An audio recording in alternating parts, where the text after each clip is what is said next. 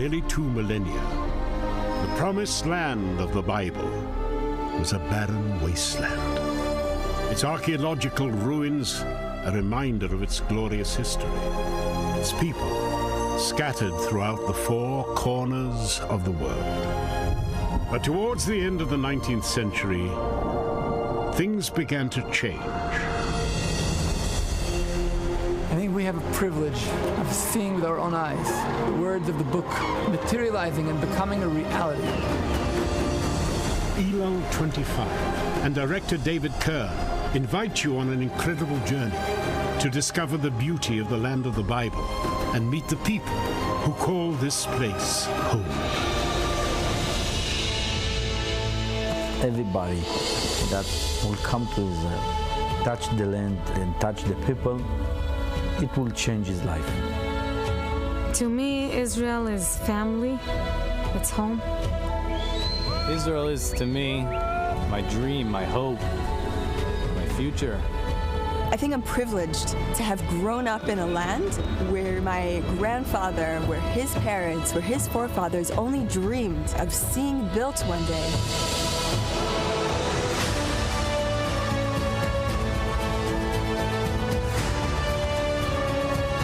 I remember when we start to play in the vineyards, all the experts says it's not going to work, nothing will go here.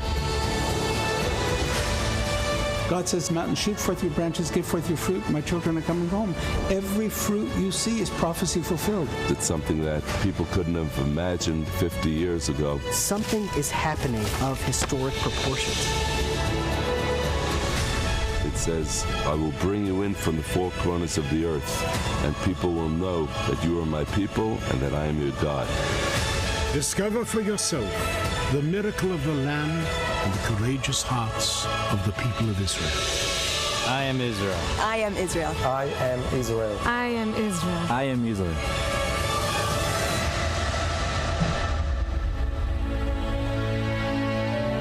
To me, Israel is the best proof God exists and still acting in our world. Visit IamIsraelFilm.com to be. All right, hello everyone, and peace of Christ to all of you. And this was a movie. It's called I Am Israel. Sound very interesting to watch. Today our topic is about Erdogan and what Erdogan he said. But what Erdogan he said is nothing new. It is what Muslims they say every day. However, talk is cheap. Action speak. The same day, this filthy Erdogan, he said, Jerusalem is red line, is the same day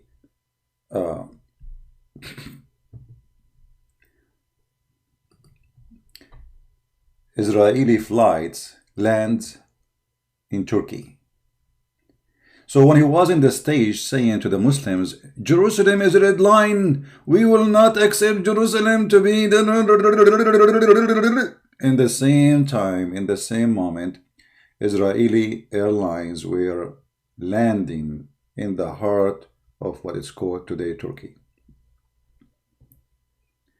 This is the biggest scam person in the history. He says something, he do the opposite. Israel is one of the biggest supply for arms and ammunitions, technicians for the army of Turkey. Turkey is one of the biggest supply of information, of intelligence to the Israeli intelligence. So in public he want to fight Israel, but in reality he is one of their puppet. One of their puppet. When Erdogan he went to Israel, he was speaking as if he was a Jew. And he acted as if he is a Jew. Because all of us we knew that the one who made him a president, it was Israel. So what this is about, this guy. In one hand, he want to be the caliphate. In the other hand, he is their puppet. In one hand, he is support ISIS. In the other hand, he is their man. In one hand, he threat Israel. In the other hand, he is with Israel. I mean, who is this guy? This guy is nothing but a scumbag. He take opportunity. Whatever the opportunity is, he is with it. Actually, Turkey exists because of Israel and because of America. If not American, and the stupid American, sorry to say, Turkey would be collapsing a long time ago. If you go back not long time ago, when the Turkish lira was bankrupt, it was the stupid American is the one who sponsored it and make Turkey stand in its feet again. Each time Turkey collapses, the first one to stand and support Turkey is the stupid American. So we can say that the Ottoman, or what is left of the Ottoman Empire, is standing until now because of the stupid American. Now, why the stupid American? They are supporting the stupid Erdogan. Very simple. They want a puppy. They prefer to have a puppy they control from someone else they don't control. As simple as that. In one hand, Erdogan, he makes a speech about Islam, about Quran, Prophet Muhammad. In the other hand, Turkey is the land of nightclub and prostitution. I mean, number one income. When they ask the Mufti of Turkey, why you don't make fatwa to close all nightclub? Fatwa is a holy order to close anything or against anything. He said, if we do so, who's going to pay for your salary?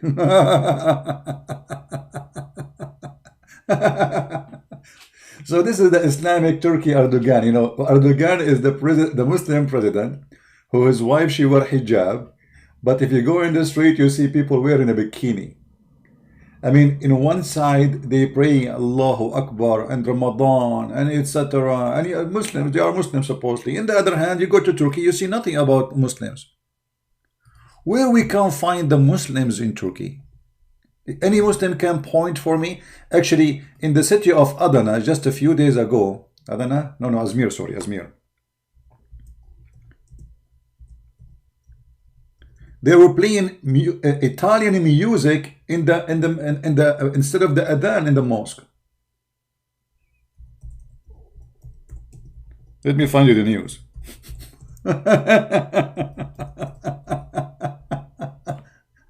Oh boy. I mean, imagine how much this country, how much Muslim this country. Italian song Bella Ciao broadcast from several mosques. This is when? 6 days ago. Bella Ciao instead of Allahu Akbar. Bella Bella, how are you? Ciao, ciao, ciao for you. Muhammad, he was replaced by Ciao, and Allah was replaced by Bella. Bella, Bella, how are you? Shame on Muhammad, shame on you. So this is an Islamic country, or it is what? Nothing left of Islam in Turkey.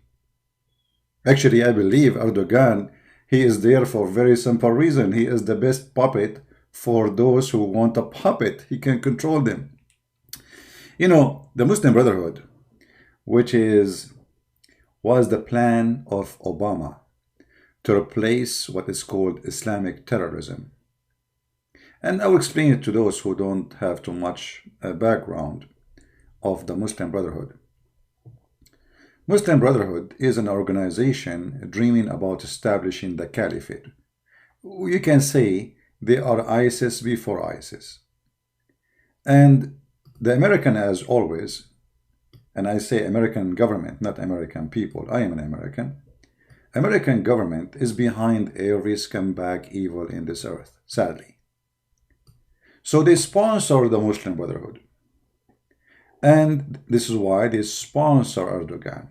And what is the plan? The plan is so stupid, showing you that those who call themselves CIA, they are CIA dummy, they are CIA rats, they are CIA, I don't know what to call them. But the plan was simple. Instead of having Al-Qaeda and ISIS. What we are going to do, we are going to sponsor the Muslim Brotherhood. And this is a middle range terrorist organization. It's not too much. We can live with it. So the plan was as the following. We will make Erdogan present the Muslim Brotherhood, and which means already Turkey is under the Muslim Brotherhood control.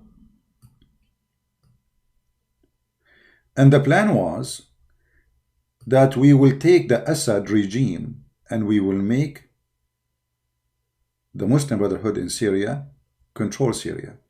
And then Jordan is very easy to control because 80% of Jordan is Muslim Brotherhood. So now we will have Jordan. And then a few years ago, the Muslim Brotherhood, literally, they took over Egypt. So Egypt became in their hand. And then al-Bashir, who is the president of Sudan, he supported the Muslim Brotherhood. He became their puppet. So now we will remove the border between Egypt and Sudan. And the red line present where the Muslim Brotherhood supposedly will control. And this is the plan of the CIA. And Libya was literally almost controlled by the Muslim Brotherhood, all of it, until some change happened. And we will talk about that soon. Tunisia, right now as we speak, is under the control of the Muslim Brotherhood. So look what we are talking about. We are talking about countries extend all the way from Turkey all the way to the heart of Africa, controlling a huge amount of resource of oil and gas and Mediterranean Sea. Same time, the Muslim Brotherhood, they did not forget about Saudi Arabia. So they did their part in there and they try to make a control of Saudi Arabia and United Arab Emirates.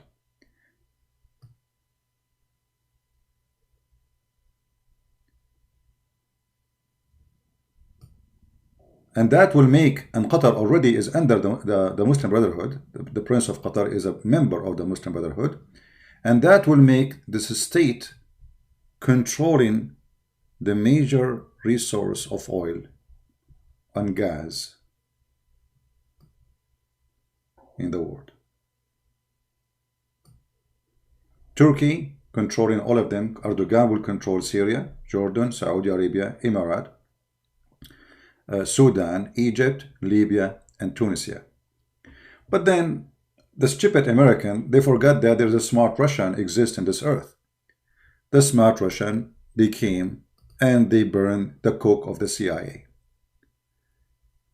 And now we will use another line to present what the Russian did. So the Russian, they came here and they told Erdogan, get lost.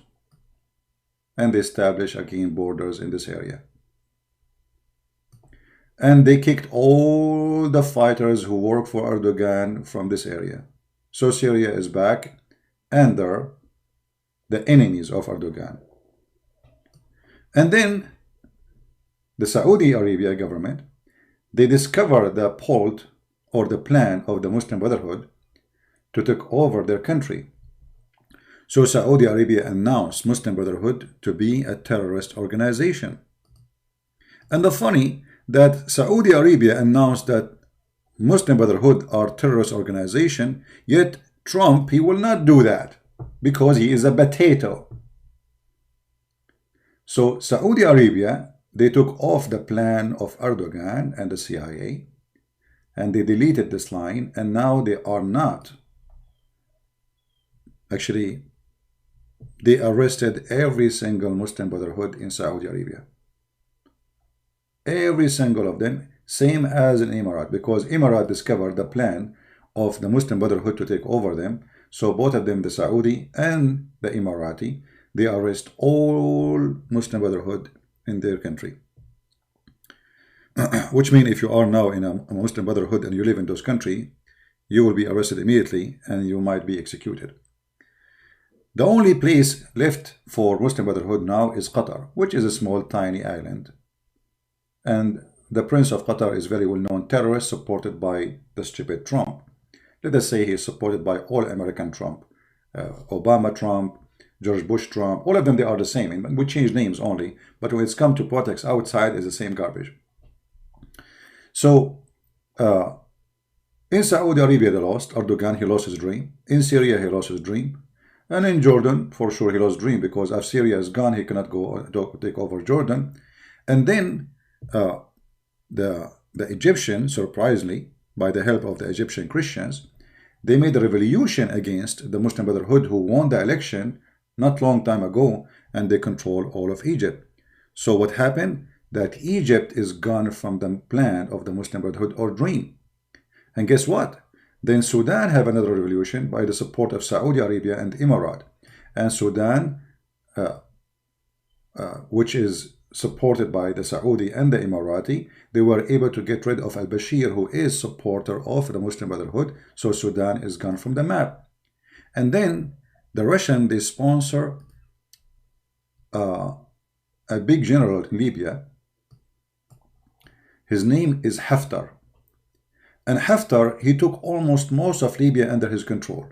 We can say all this area, let us make it in a green color, is under his control.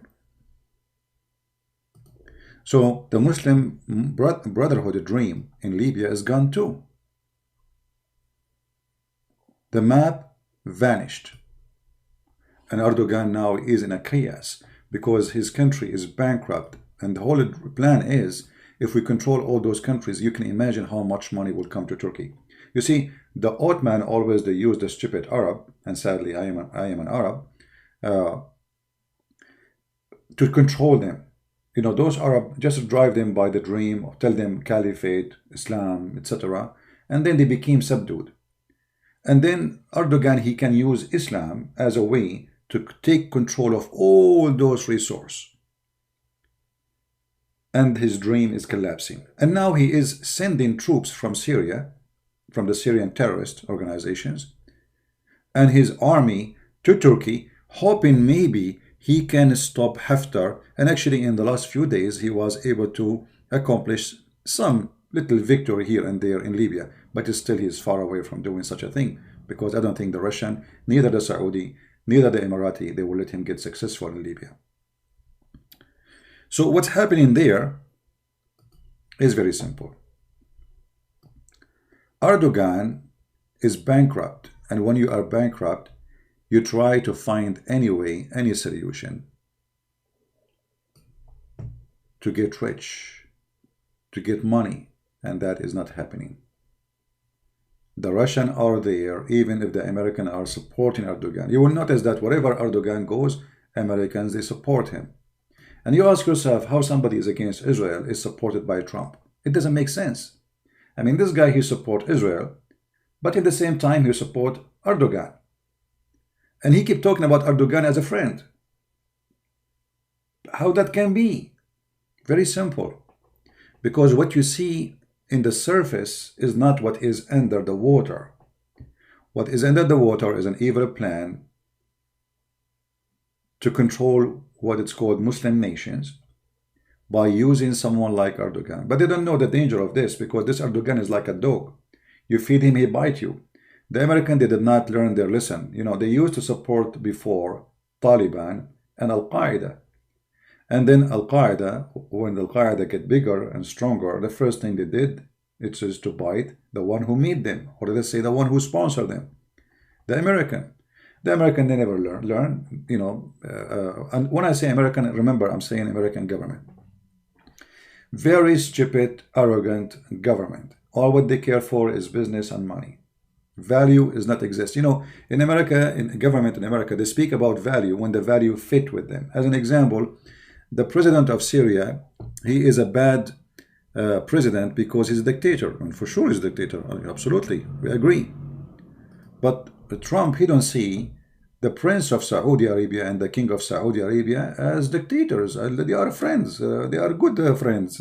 I mean, in Saudi Arabia, not only you will disappear, they will cut you pieces. They will make you shish kebab, the same as they did to the guy in Turkey. Remember Khashoggi? And by the way, this Khashoggi, he is a terrorist too. So he's not better, but he is one of them. But in America, if you are our friend, if you are our friend, and our friend mean our puppy. Okay, so here we will put a puppy. This is a puppy. We will put a sign in blue. This is a puppy land. So the puppy land, they can do whatever they want because, you know, they are our puppy. Erdogan is our puppy, so he can do whatever he wants. He have tens of thousands of people arrested for a political reason, and until now USA have no sanction on him. You believe it? No sanction. Tens of thousands who they are politically arrested, including journalists, teachers, professors. And Trump, he didn't see it. I mean, what? Nothing happened there. Erdogan is still a democratic person for us.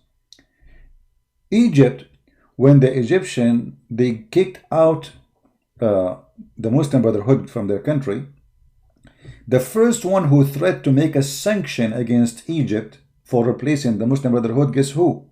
It was USA. Because Egypt is not our puppy.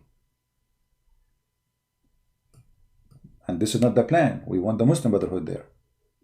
Imagine why in the world Obama will make an immediate threat. I mean, they did not do anything yet. People are striking in the street against the Muslim Brotherhood president Obama. He go on TV and he says, we will put sanction in Egypt if they remove him. When Hillary Clinton, she went and she met with one person from Libya. One person. Do you know who? The one they met him from Libya, it was the leader of the Muslim Brotherhood. Why Hillary Clinton, she is meeting the Muslim Brotherhood leader? For he is the puppy. This is the plan. And the plan of Obama is not working. Then the Russian came. And the Russian, they screw all the plan, the evil plan of USA, sadly. I mean, I say evil, sadly, because, you know, I mean, I live in this country, I love this country, but it's sad to see we have evil plan always by the government we have. Can you believe it that in America, who they say they support women's rights, they claim they support gays, they support lesbian, they support the feminine movement, they support blah, blah, blah, blah, blah, all the garbage, you know, they say things which is a garbage for me because they say something, they do something. They are the same one who support Muslim Brotherhood, who will kill you if you don't fast. They are the one who killed the Muslim Brotherhood. They are the one who killed Sadat, who signed the peace agreement with Israel. Why they killed him? Because he signed a peace agreement with Israel. So how you support Israel in the same time you support the enemy of Israel? Hamas in Israel is the, you know, Muslim Brotherhood have many names. Hamas is a army brigade of the Muslim Brotherhood, and everybody knows. So how you support Muslim Brotherhood in one hand and you are against Hamas in the other hand? It doesn't make sense. No, it makes sense if you are evil. When you are evil, everything makes sense to you. All right? So Erdogan is still hoping that Trump, he will help. And now he is hoping that Trump, he will help him in Libya to take over Libya. And he hopes that the CIA will support Erdogan and the Muslim Brotherhood, who they are in a small territory in this area in Libya. They will support them against Haftar, which is supported by the Russian, you know, so they can gain and take over Libya, and that will make all the oil of Libya in the pocket of Turkey, and that will string Turkey, and Turkey then will take over Syria again, and they will be powerful to take maybe most of Iraq where the Kurdish area is located, and then maybe they will be able to take over Egypt, and maybe they will be able to take over Saudi Arabia. But that is a dream. Trump, he cannot make it happen. Because Trump, he have a lot of problems, and it doesn't matter how much he tried to support the evil Erdogan, he still is limited, for there is other major forces in this earth. Thank God that not only us, America, is a superpower, because that will be really very bad for everybody. When you have somebody, he have control of the whole earth, and he is evil, then evil will come. So Erdogan, when he say things, he don't mean them. He mean the opposite. There's things they say for customer, and there's things they say for the one they do business with them. Customers are just a bunch of fool. You know, they see our commercial, so we fool them by the commercial. But there is real people who knew what's happening, and the people who knew what's happening, they laugh at Erdogan when he say Jerusalem is a red line. In fact, Israel today, as a state, came back to existence because of the Ottoman. Many people do not know that yes, Israel is the land of the Jews. Yes, they are the one who have the land. Yes, they are the one who should have the land. But it is the Ottoman who they are always obsessed with money. Those Ottoman, they love money. They are money worshippers. They worship no God but dollar, but gold and silver. So when the Sultan, he was in Turkey, during the time England and France occupying most of the Middle East, they told him, the Sultan, you need a lot of money, man. You are bankrupt. So we can give you some money. The Jews, they will support you if you allow the Jews to go back to Israel. And the Sultan, oh really? He'll give you money? Sure, okay. Come back. No problem. Okay, we'll come. Everybody is welcome. And then the Jews, they start coming to Israel. And this is how Israel start back and get their land back to them. It was by the Sultan. So the Sultan is the biggest help to Israel to exist as a state. And now the same Sultan is saying, we will not let you exist. That is a joke.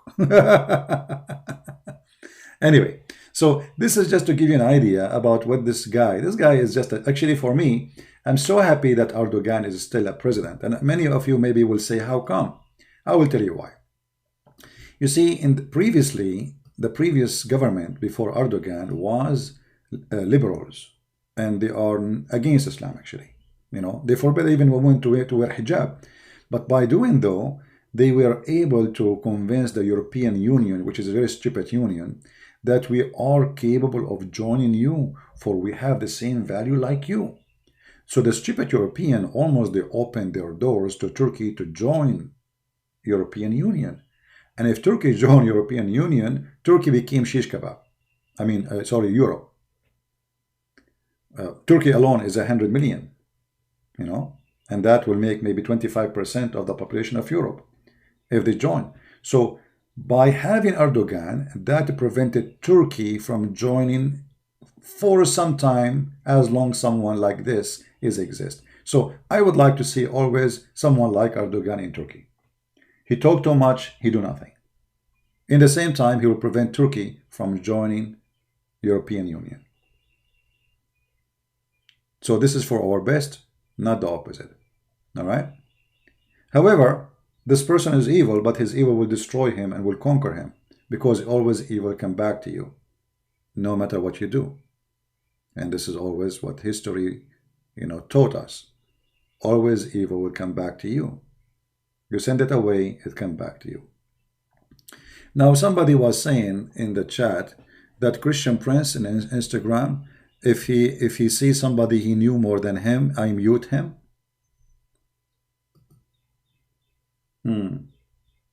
If somebody knows more than me, and I mute him. Okay. Like what? Like the guy who says to me, all the Arab are liars? The one who says to me that all tafsirs are liars? The one who says all hadith are lies? Or the one who says Quran, most of it is not written by God, it's by a human? So Muslims, you complain about anything, but yet they don't dare to call me. And this is the excuse, I'll mute you. Okay, you find me a Muslim who claims to be a person who have reputation that he is really a sheikh. I will never mute you. And I don't mute them actually, I hang up on them. What mute you? I don't mute you. I hang up on you if you start saying stupid things. If you don't accept your own book, then we will debate about what? You? Your opinion? Doesn't matter. We debate a religion, not an opinion of a person. So if a person, he says to me, well, I don't accept this hadith. Okay, don't accept it. So why you are calling me? We are debating people who accept their prophet teaching and their Quran teaching. You don't accept it, don't call me. I will hang up on you. Right? So those who claim that they can debate me, but I mute them, that's a lie. You know, all the sheikhs, not a single sheikh from those who they are called sheikh, they call me and I hang up on them. We have their debate is there because they are sheikhs. We shake them. Go watch it. We hang up on kids who start saying things which have nothing to do with our topic. Right? And they knew their size. And you know, by the way, you can go live in air in your channel. So if I hang up on you, you can continue and people will see. You know, let's see how hero you are. Still, you can't make it. All right. By the way, the guy who his name Insan, he made a video and he is talking about me. But I think he, you know, and this time he did not use English because he don't want me to know what he's saying. So I will not respond to him, supposedly. Man. So if one of you can translate for me what this potato he said. Let us see here. Yeah. The video is called Jawaban Christian Prince. Jawaban grades Atas Hujatan Christian Prince Kabadala Quran Tintin Lambur Hitim, whatever it is. All right. So he made it, but not there's no English, so I will not know what he said. All right. Potato. I mean, potato. If you are answering Christian Prince, why you don't speak to Christian Prince? Okay, how I will know now what you are saying? Don't worry, I will make a video about it. And I just before I come online, I decide to listen to what he's saying here to see what he's talking about. I mean, okay, what is this drama is about? So he said this. Let us see.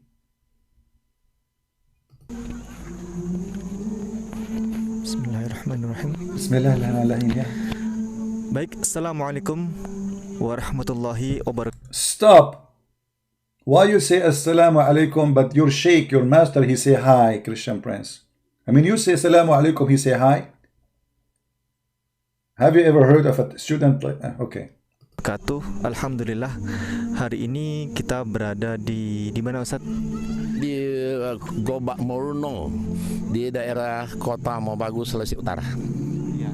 Gobak Moruno artinya apa, Ustaz? Kebun hijau lah kira-kira kita. Kebun hijau di Kota Mobagu, Sulawesi Utara. Dan akhir-akhir ini kita banyak mendengar dan menyaksikan tentang tuduhan dan pelecehan yang dilakukan oleh Kristen. I know he's answering about the black mud. I know, I saw, because he put in Arabic, but the question is why he don't speak in English as usual, you know? Because he don't dare anymore. Like if I say something in English, he will get me busted.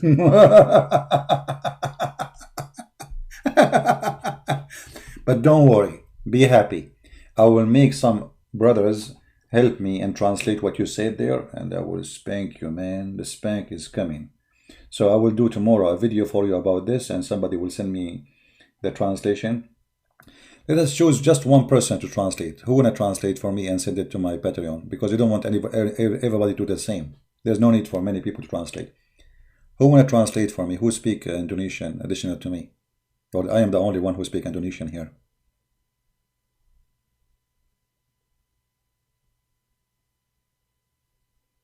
Who wanna translate for me? Give me one.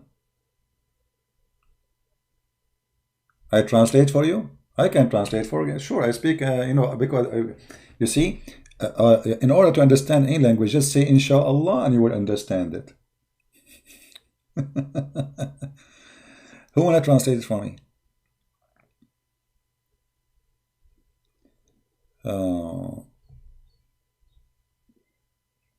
Okay, Emmanuel, Michael. Okay, Emmanuel, you send me. Do you have Patreon?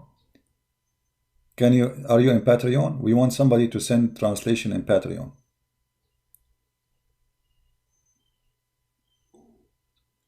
Who of you is in Patreon? He can send me the translation in Patreon. Just one person in Patreon. Who is in Patreon? We Are Blessed will do it? Okay. I did not see We Are Blessed saying that.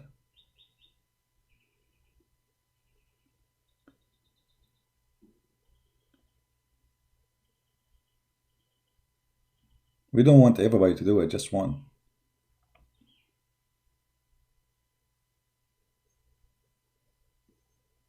Until now, we are not getting We Are Blessed, but I don't see We Are Blessed saying we'll do it. Yeah. I need two people to compare. Okay. Let us choose one.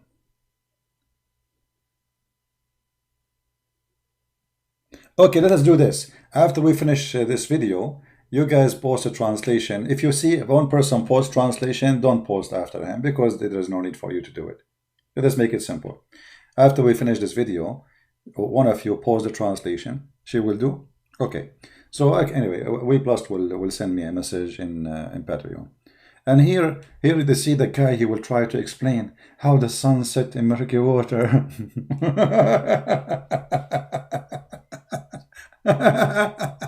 Oh boy. My friend, Mr. Insane, it is too sad that you are sitting next to a spring of murky water behind you and you are trying to explain that the sun doesn't set there. I mean, I look behind you, the scene is very nice, but isn't it in the Quran it says a spring of muddy hot water?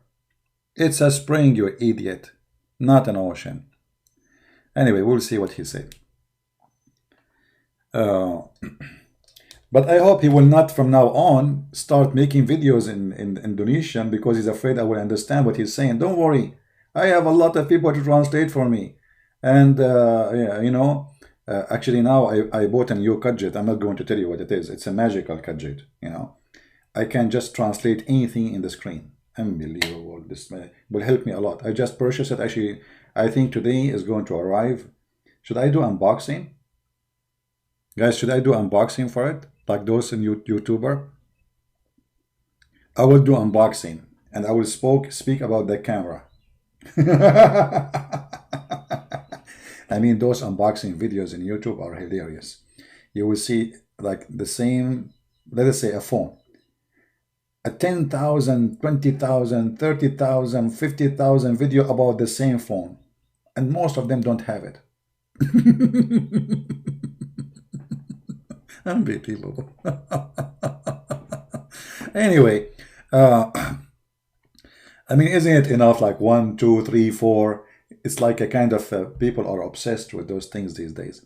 And you see, never buy something unless it's going to be a great benefit for you. For me, when I found that this gadget, I'm not going to tell you the name because it's a surprise. It translates anything in the screen. I love it. I said, that's what I want. And not only that, I can draw in the screen too. So I will use it for, especially when I am in the go, I cannot sit in my computer to make short videos. In the same time, I will be able to translate text in the screen. So when Muhammadan from Indonesia, they post comment, we can get them busted with their comment. Isn't it cool? That would be cool, isn't it? So I will have like an Indonesian assistant next to me. I click at the text and the Indonesian assistant, he will tell me lagaba, labatata, takata, jawaban, karadais, atas, hatujan, Christian Prince, kabada, al-Quran. All right? Immediately, by the magic of Allah. So I'm excited to do better stuff soon. And I hope you guys, you will take my short videos and that will make it easier for you to have short video to be translated. So you can add subtitle, and I want you, please, if you know anyone from Korea and Japan and China, please, we need your help to add subtitle. You can download the video, add subtitle, and repost it as you wish. All right? Please, please, please. Those are urgent. If you speak Spanish, you know, they are trying to fool people from everywhere. All countries, they need our help. We are here to help everybody. You see, I'm doing my best to help people of Indonesia, because Indonesia is the biggest Islamic country in the world. However, doesn't mean that I don't love those who they are in, you know, other countries like India and etc. But most of Indian, they speak English. You know, Indian are most of them, they are very fluent in English. This is why we don't really have a need to translate to the Indian people, because most of Indian, their education, all of it is in English. Actually, they speak English better than me. And the proof is, brother and sister, I'm going to explain to you how Christian Prince answer question. First of all, Christian Prince, he do not know what he's talking about. And if you ask him a question, he have no answer for it. And I will give you an example. I trained Christian Prince. If he can't tell me one verse in the Bible, it says that this is I'm God worship me. And he would see immediately that Christian Prince, he said, I can't find it. So this is Zakir Naik. He speak English, but it's an Indian version. But the difference between him and the Indian, this guy, he say it with rain. You know, a lot of things will come from his mouth. So like if you are afraid of corona or something, take an umbrella with you. So, you know, I'm not worried about the Indian to understand me. I love the Indian people. Dawood, mostly Indonesian. So even if you respond, Dawood, okay. All right, but we depend. You see, I will respond this kid who the Muslim, they are using him, poor guy. I feel sorry for him, but and actually this is why he became Muslim, because most of subscribers, they are Indonesian. And you know, there is something I noticed, that in countries like Philippines, Indonesia, they have an obsession with Korean people. I'm not sure why. I mean, if a Korean boys singers come into a Philippine, and Filipino people go crazy, like, and everybody want to be a Korean, like Korean, you know. It's like, I don't know, there's something not right in the society. I mean, in the culture. I mean, you should, the first thing you should like yourself. If you're not like yourself, you're kind, you're ethnic, let's say, you know, why you are obsessed with someone from different country? Just, I don't know that. They are obsessed with their look, they are obsessed with their makeup, they are obsessed with their, and the Korean themselves, they are obsessed with the Western. I mean, everybody is obsessed with somebody, and nobody is obsessed with himself. I'm the only one who like being an Arab. This is the best thing happened to me. I'm unbelievable being an Arab. I open the faucet, I find oil. I go to the bathroom, I find gas. I mean, wherever we go, oil and gas, no water. This is why the price of water in Saudi Arabia is more expensive than the price of gas. You believe it? Trust me, it's true. So, being an Arab, by the way, it's a privilege. As an example, we do not need to learn read and write to understand anything. As an example, I bought, each time I buy something from Amazon, and then I put it together, I found like there's 20 screws are not needed. But in the manual, it says they are needed. But who read the manual? Not us. We Arab, we don't read the manual. And then like, okay, we put it together. Why those screws are still there? Like an Arab guy, if he took the engine of the car and he put the engine back, you know, he will find like 80, 70 screws are not needed. How? Don't ask me. He cannot find a place for them. I don't know how where they came from. We have no idea. So there is a benefit of being an Arab, you know. And I don't know if there's a benefit of being obsessed with somebody else from different culture, different, I don't know. Human being sometimes is weird. You have to be, you know, happy with your heritage. Doesn't matter what it is. If you are from a poor country, love your country. You know, reject anything in your culture is bad. Hold and preserve anything in your culture is good. As simple as that. If you see, as an example, if you see the American, they have a good culture in something, follow it. If they don't. You know, same if I go to Indonesia and I find Indonesian, they have a nice thing, nice culture, something I like. Why not? I will take it if it's good. But if it's bad, I will not. So don't be a naive and don't be a person who full of fashion. And I mean, even the hairstyle start changing. People, they use their fingers in a certain way.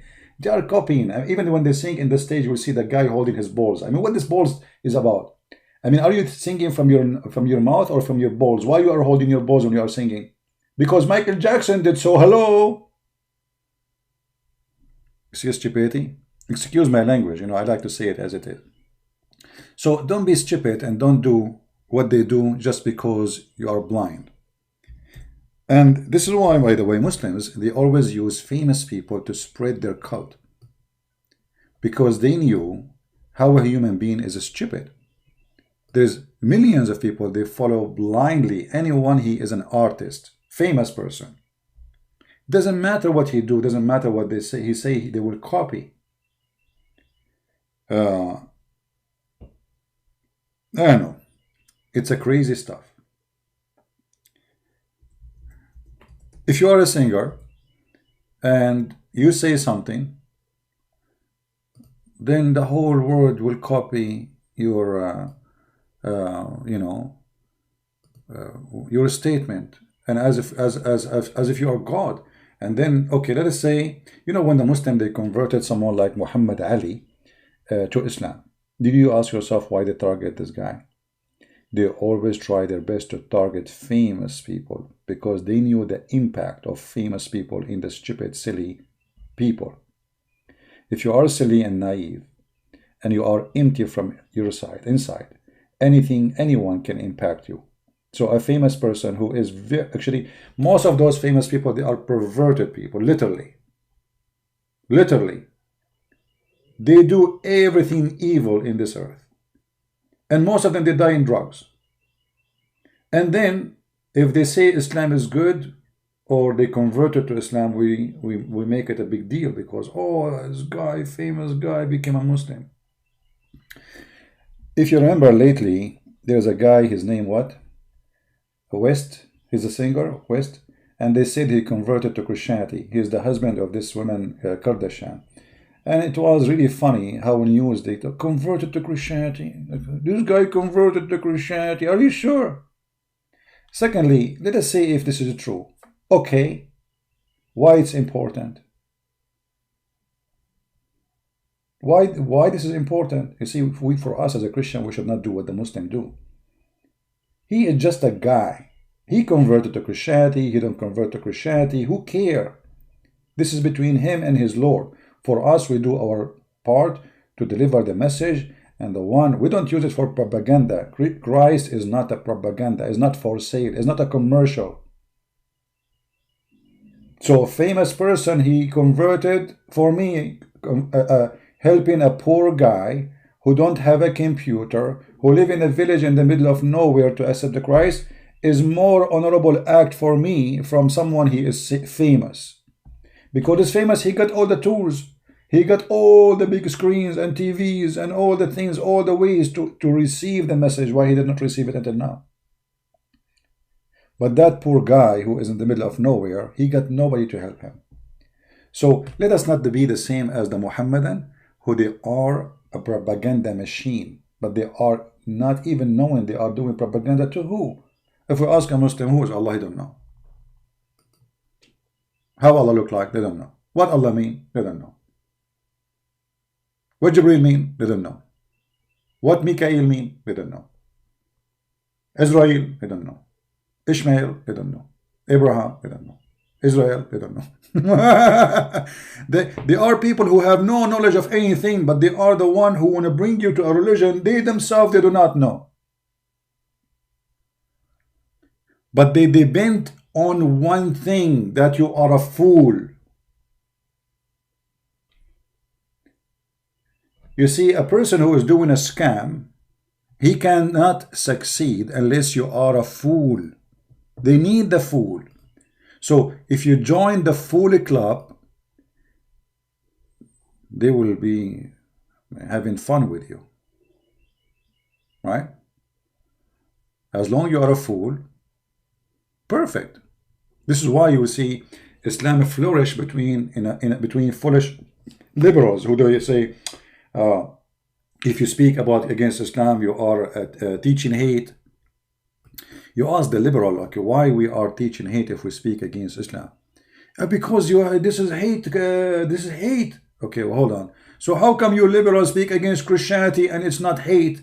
How come you liberals do want to take the cross from a mountain? You want to take the cross from the grave. You want to take the Bible from the hotel. You want to take everything have to do with Christianity from everywhere. And this is not hate a crime. But if we speak against Islam, which is violence, killing, destruction, and death, and blood, and women's right is not exist, and human right is not exist, we are teaching hate. For those liberals are the perfect place for the germs to grow.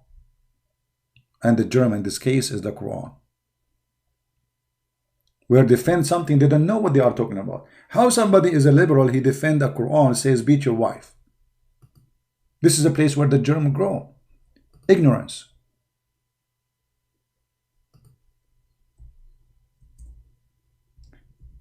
I remember when a bunch of feminine group they made a strike or something in the San Francisco, I think, to support Islam. Have you ever heard of such a stupid thing?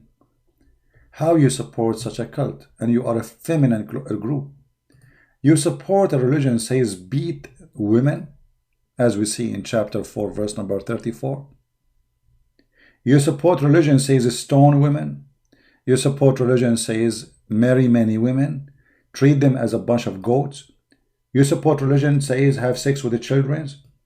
So how those people, they are supporting women's right in the same time they support the book of the devil, which is oppressing women?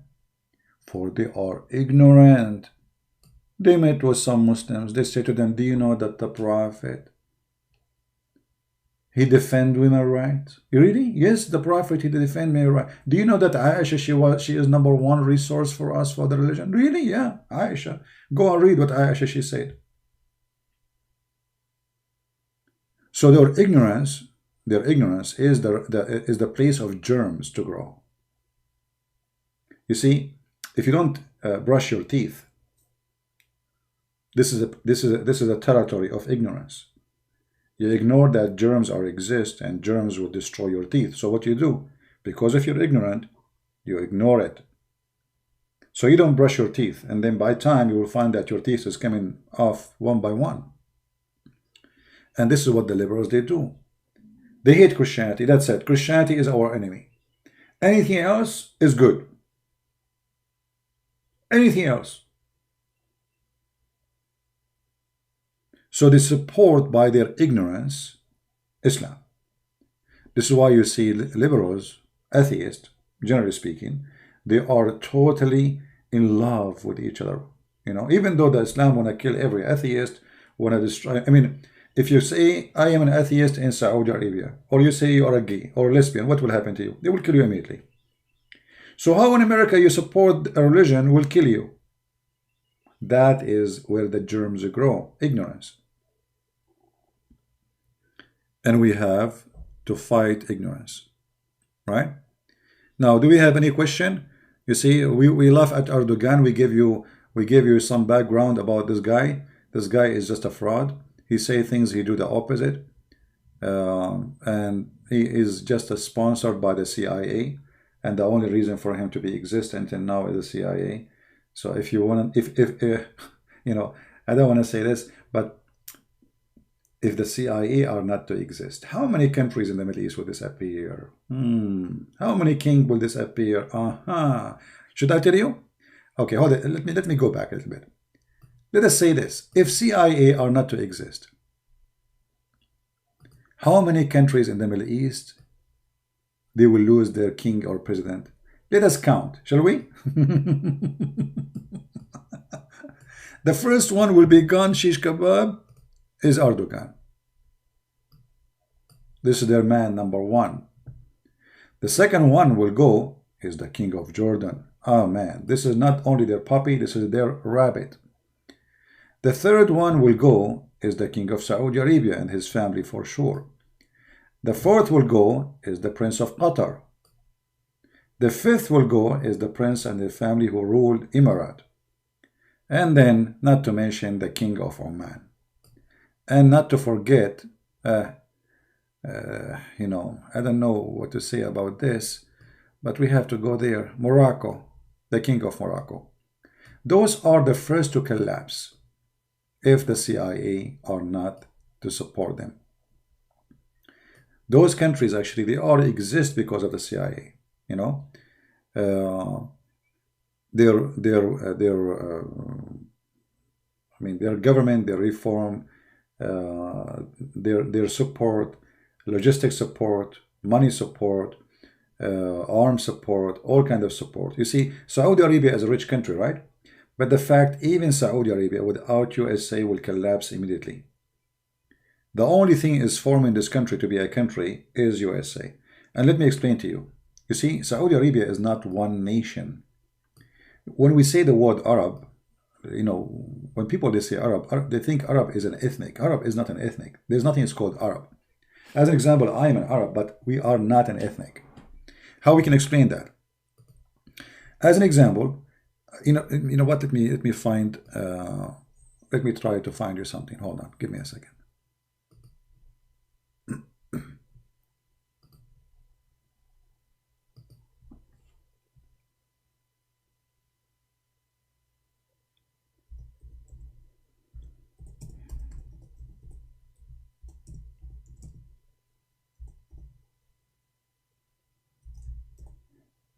I'm trying to find a map.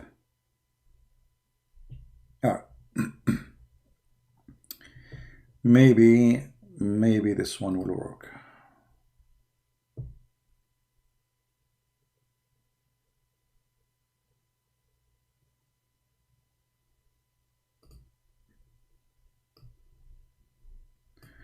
This is Saudi Arabia in the maps of ethnic.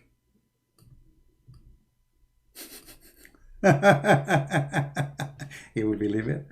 This is Saudi Arabia. If we go back and see who is those who they call them Saudi today. So Saudi Arabia is a country never exists. There's nothing is called Saudi. This is why they call it Saudi Arabia.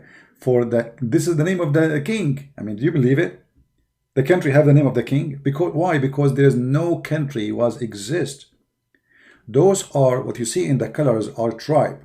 Those tribes, each one of them, they have nothing to do with each other. They are not relatives. They are not family. They are not one nation. So each one of them have their own control land.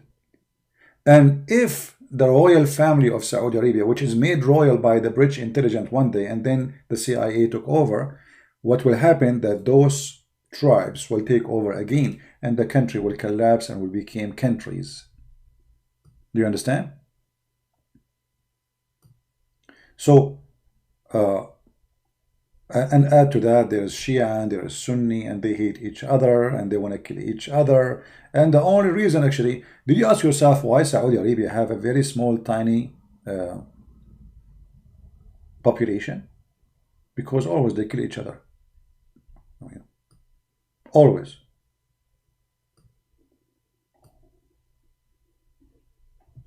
So it's just the CIA is keeping the country together. Take the royal family, this country will split to many countries. The same as Turkey. You see, who is keeping Turkey as Turkey today? The CIA. So if the CIA decide to say, okay, Turkey, no support to you no more, no money, no army, no weapon, because the Turkish lira can collapse in a second. It's just one tweet. Imagine how weak it is this the currency, that a tweet of Trump can destroy the lira. A tweet.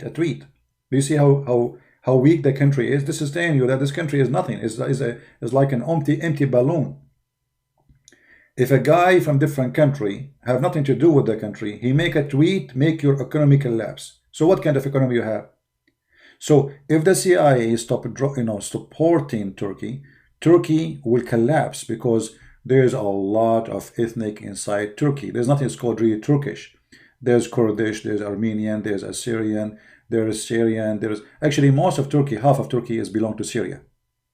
Half of Turkey belong to Syria. The other half belong to Greece. The other half belong to Armenia and Azerbaijan and Georgia. Nothing will be left.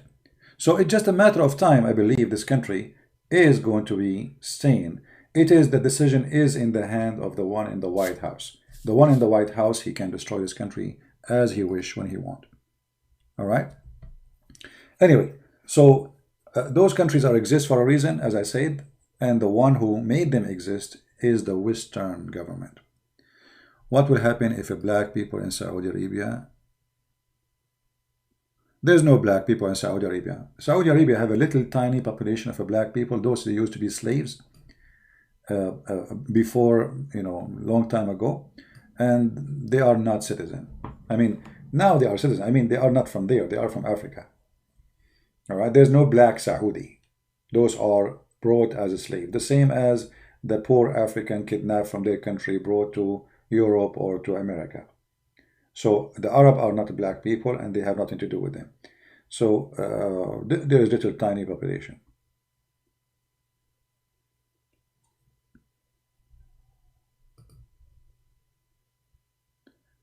Greece territory, all of this is belong to Greece. Greece should be all the way to the border of Syria. This is Greece. Istanbul is not their land. This is when the Muslims, not long time ago, I mean, the funny Erdogan speak about occupation, but he himself, he live in a land, all of it is occupation. The people of Erdogan, they came all the way from the land of Genghis Khan. They have nothing to do with this land. They don't belong here. So the whole country is called Turkey, is not for those, the Turkish. This does not belong to them. The whole country is occupation. All right. Have you been in Saudi Arabia? I have been everywhere, yes.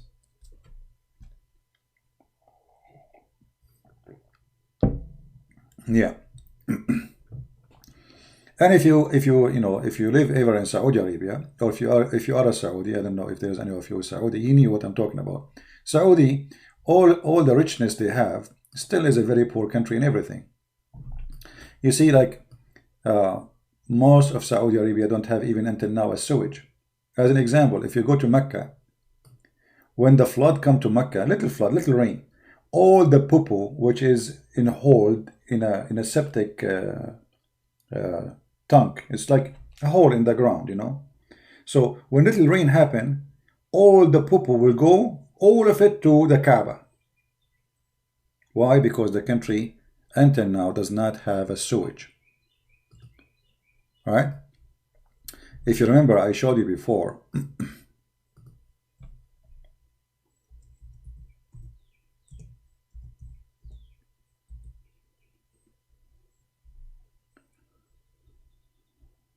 Okay.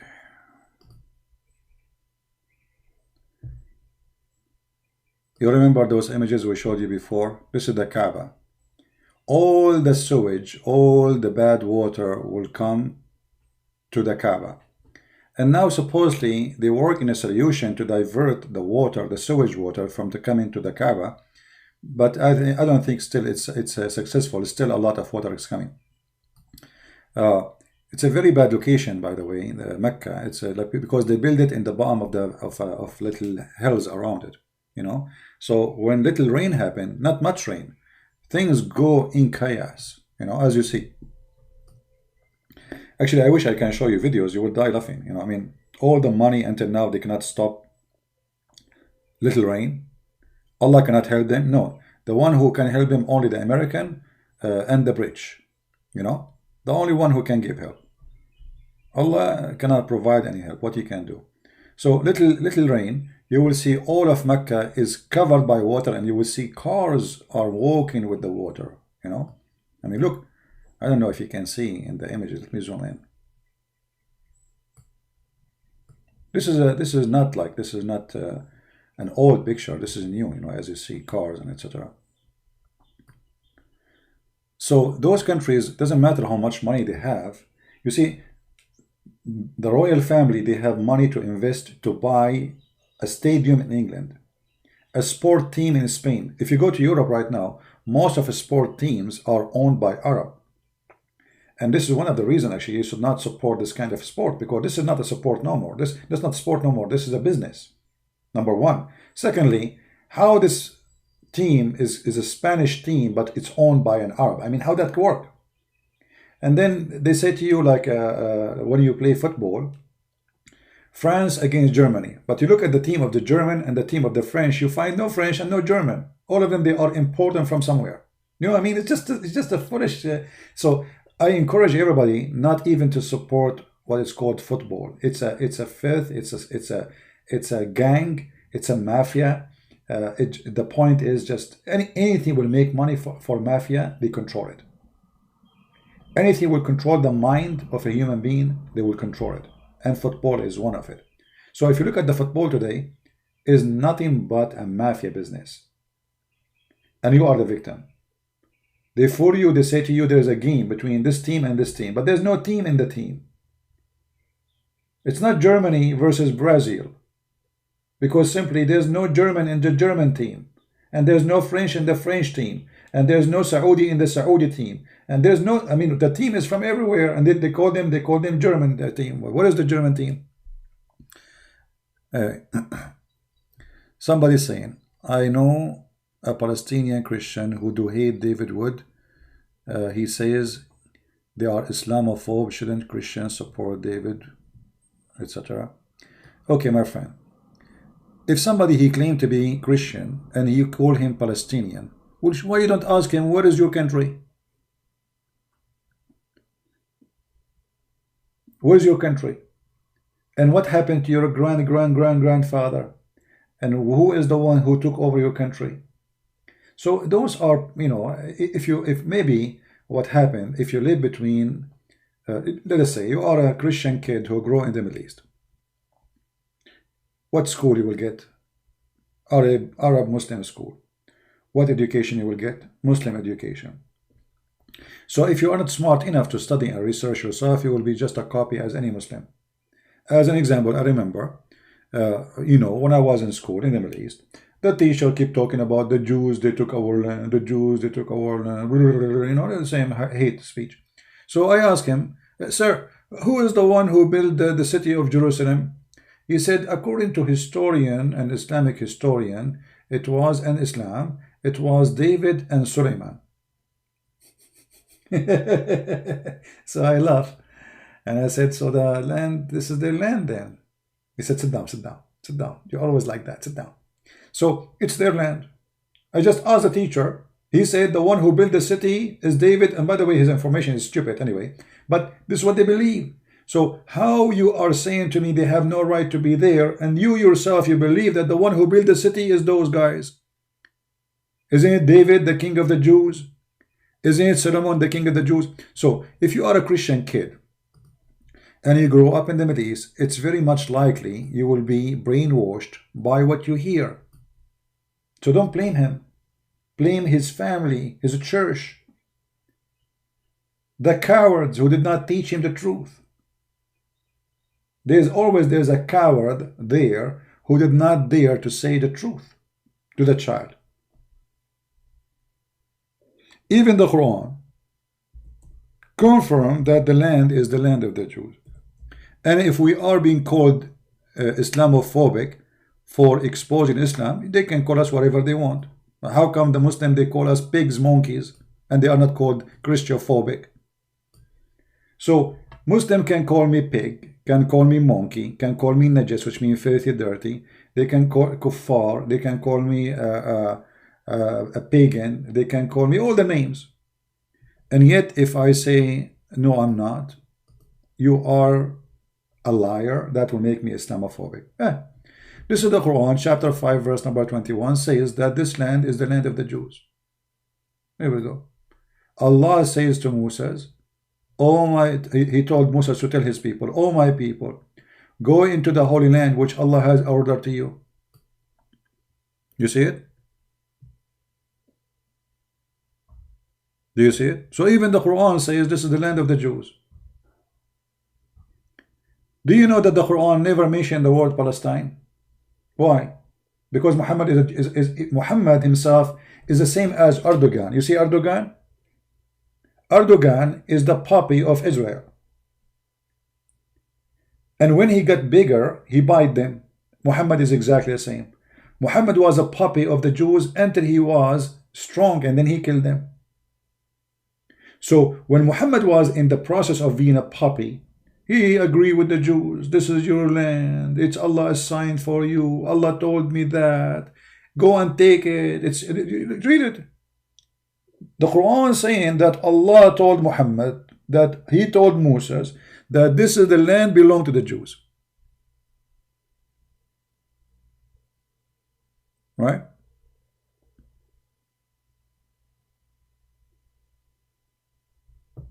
Is it true that Illuminati has been controlling the world? I don't know what you are talking about, my friend. Don't go by fiction stories. Don't watch too much cartoon. So, even the Quran confirmed that this is the land of the Jews, and Allah, He punished the Jews 40 years to be lost in the desert for they refused to kill the Palestinians. Read it. He told them, let us go and attack. They told him, we are not going to attack. From all the Jews, only two Jewish Muslims here, listen carefully, Muslims, two Jewish, they decide to do jihad with Moses, only two. The Quran says that. I mean, look how funny this story. Moses, he got only two Jewish to join him to go to Palestine, brother. Only two. Are you sure? And then they told him, no, we will not enter it and we will not attack the gate. What gate? Huh? The guys, they said to Moses, let us go and do jihad and attack them in the gate. What gate? What gate, you idiot? And we will be victorious. I mean, look at this. Look how stupid story. Moses and two guys will be victorious against an army. True story. Must be a true story. I mean, come on. Okay. And then they said, oh, Moses, this is the Jews now, the left of the Jews. Only two Jews agree with Moses. The rest, they don't want to do jihad. They said, oh, Moses, we never enter the land. As long they are there. If they leave, we will go. Okay. What happened to Allah now? Which means, the Jews refuse to kill the Palestinians. You Muslim, don't you say that the Palestinian is the one who owned the land? Which I find very funny. So Allah, I'm quoting the story according to your God, the God of the falafel. So if you don't enter the land, Allah will upset from you. Look what happened. He said, oh my Lord, I have control of none. Moses, he went to Allah, complain. They don't want to fight with me. Allah, he said to them. So Allah, he said, for this is the land will surely be forbidden for them for 40 years, that they will wander on earth. Okay. So Allah, he forbid the Jews to enter the Holy Land for 40 years because they refused to kill the Palestinian. Fairuz is saying, let me show you Fairuz's question. I like your question, Fairuz, honestly. You are the smartest Muslim between all the Abdul. He's saying, please tell me how Islam fastest to grow in religion if it is false. My friend, first of all, Islam is the fastest dying religion. If you are talking about population, population doesn't count, because even your prophet, he says Islam is taught as a strange religion and will end as a strange, which means nobody believes in it. And the proof is so clear. Do you listen to music, Fairuz? If you listen to music, you are going to go to hell according to Muhammad. If you wear jeans, you will go to hell. If you wear sport shoes, you will go to hell. Do you drive car? You will go to hell. Your prophet, he says, the one who do what the kuffar do, he is one of them. As simple as that. So, all of you Muslims, you don't practice Islam. Look, let me show you what your prophet, he said about the Muslims. Who is the Muslims for Muhammad? Unless you want to say to me, Muhammad is a liar, then I have to agree. What I can say. As I know, like even at Jazeera, they were making a program a few years ago about 16,000 Muslims leaving Islam a day, not a year, a day. So where is the fastest growing religion? If you're talking about population, that even against you, not for good and for your good, because you don't have food to feed them. This is why every single Muslim want to immigrate to Europe. So what is population will do for you? Now, if we go here, we will see what your prophet said about the end of Islam.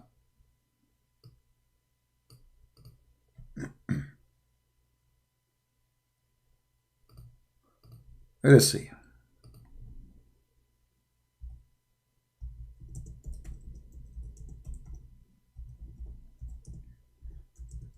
I will find you, unless you want to say your prophet is a liar. That's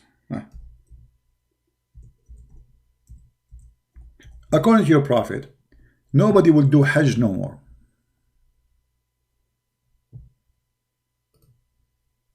Nobody will do Hajj, which means not a single Muslim will exist.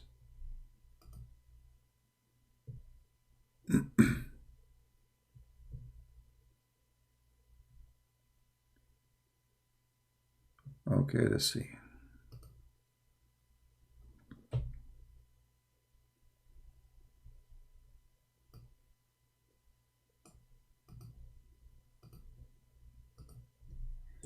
I just tried to find the hadith in English. Here we go. Guys, read with me what Muhammad he said about the fastest growing religion. Yahya related from Malik, from Ibn etc. blah blah blah blah, from blah blah blah blah blah, from blah blah blah blah blah, from the messenger. May Allah pray on him, not for him, not to him. He said that Muhammad said, the Medina will be left in the best way that it is until a dog or a wolf enter it and urinate on one of the pillars of the mosque or in the member. They asked the messenger, who will leave the fruit of that time? He replied, animals seeking food, birds and wild beasts. Now the hadith doesn't make sense, stupid, you know, but what Muhammad is saying, that the Medina and Mecca, and I will show you the other hadith about Mecca too, that time will come and nobody will go there because no Muslim left. To the point every dog will piss in the most holy location for the Muslims. Do you see it, Pharaohs? Are you there, Pharaohs? So if you are saying to me your prophet is a liar, I agree with you. Member is where you stand up, like, you know, the Muslims, they learn from the Christians, they copy from the Christian churches in the Middle East. So in the Christian churches, there is like little stairs, you go and stand in the top. So when the priest he speak, people they can see him when he talk. You know, at that time there's no microphone, speaker, etc. So the Muslim they copy from the Christians, the member. This is what exists in our churches, what they converted to mosque after the occupation. So Muhammad saying it clear that this is absolutely this is sahih. Why not sahih? Why not sahih, my friend? Anything they don't like is sahih, is not sahih.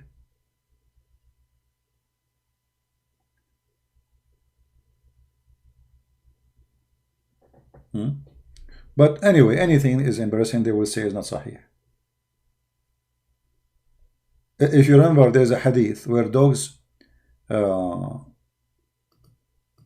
used to enter the mosque in the time of Muhammad, which is I find funny. I mean, Muhammad saying that time will come and dogs and beasts will piss all over Mecca, and sorry, Medina, here in this hadith.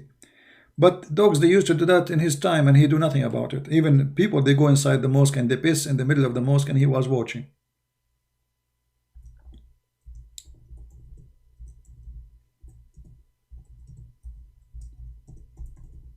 Let us show you the other hadith.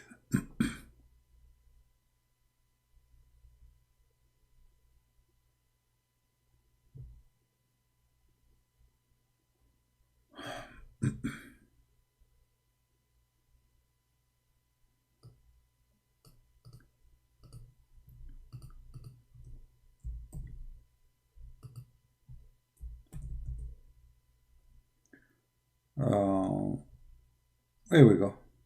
This is Sahih Bukhari.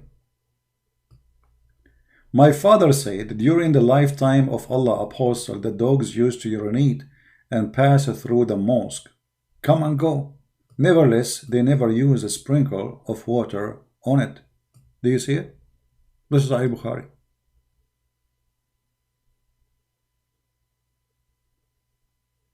Do you see it?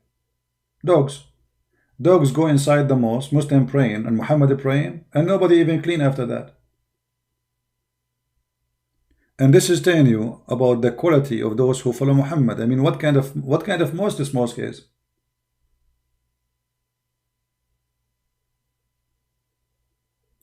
But for sure, the Muslim, they will say to you, this is da'if, but this is Sahih Bukhari. How da'if? Sahih Bukhari, do you see? It says Sahih Bukhari.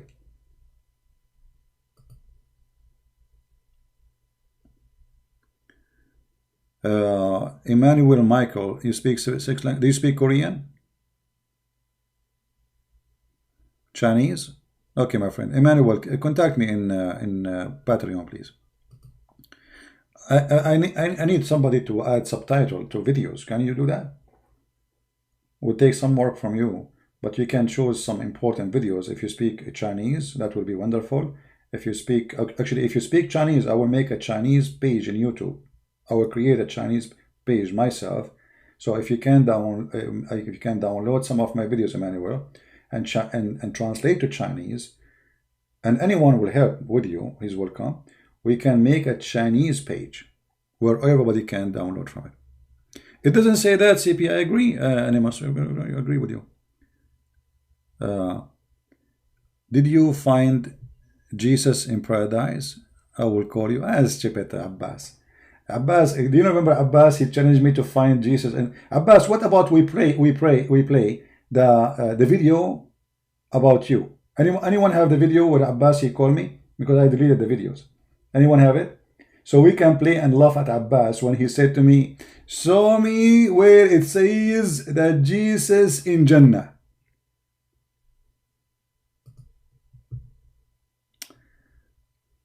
Hadith is made by a human.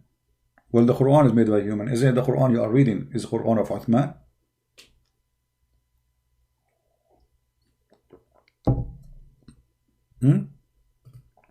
And Abbas, hold on, Abbas, I want you to call me. Just for a laugh. Guys, do you like to have fun with Abbas?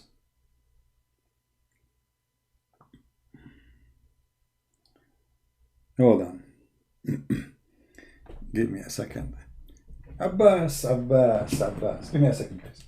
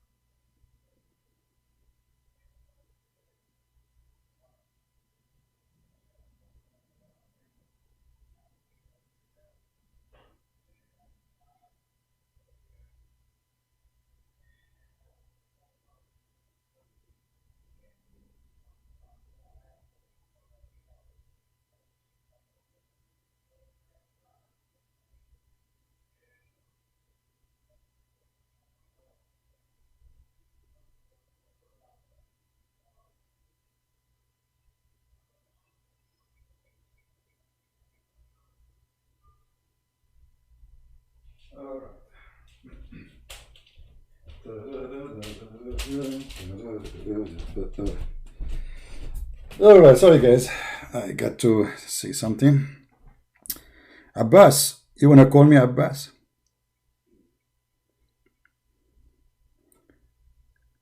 I'm sure people, they will be, we need some entertainment for this morning.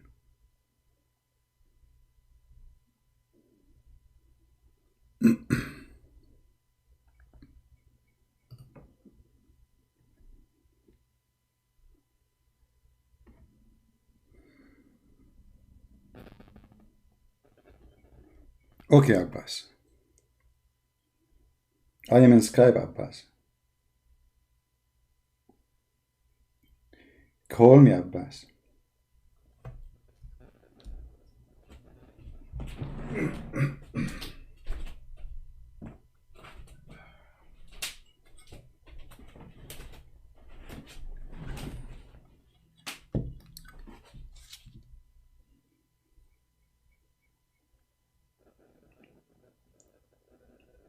Are you there, Abbas?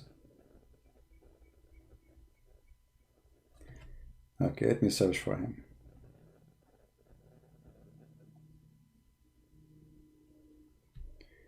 All right, let's call Abbas just for a laugh.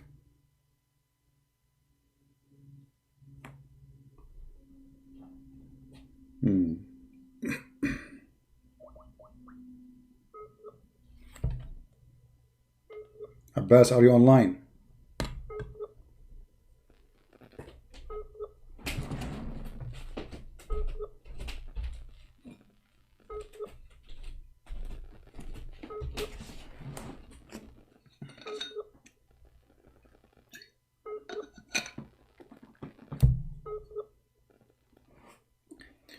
What happened to you, Abbas? Abbas is not online. He wanna call me, but he's not online. Abbas is not online. Brave Abbas. Feroz? Feroz is saying to me, stop calling fake Muslim. Are you a fake Muslim, Feroz?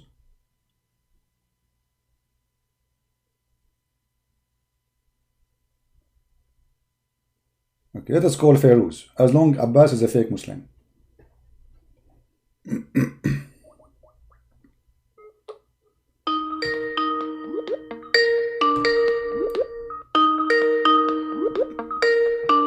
Answer, Feroz. You asked for it.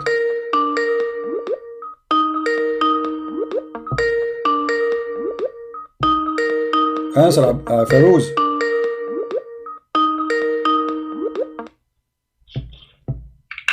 Hello. Hey, Feroz, you are the real Muslim, supposedly?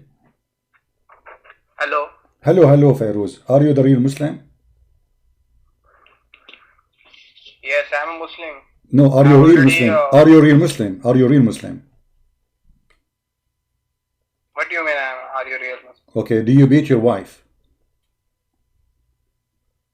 No. Why you don't beat your wife? What is this question? I'm not...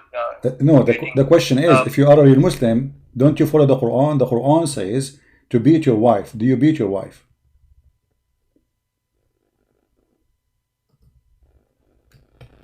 I know that verse. Hello. Yeah, I'm listening. Yeah. Hello.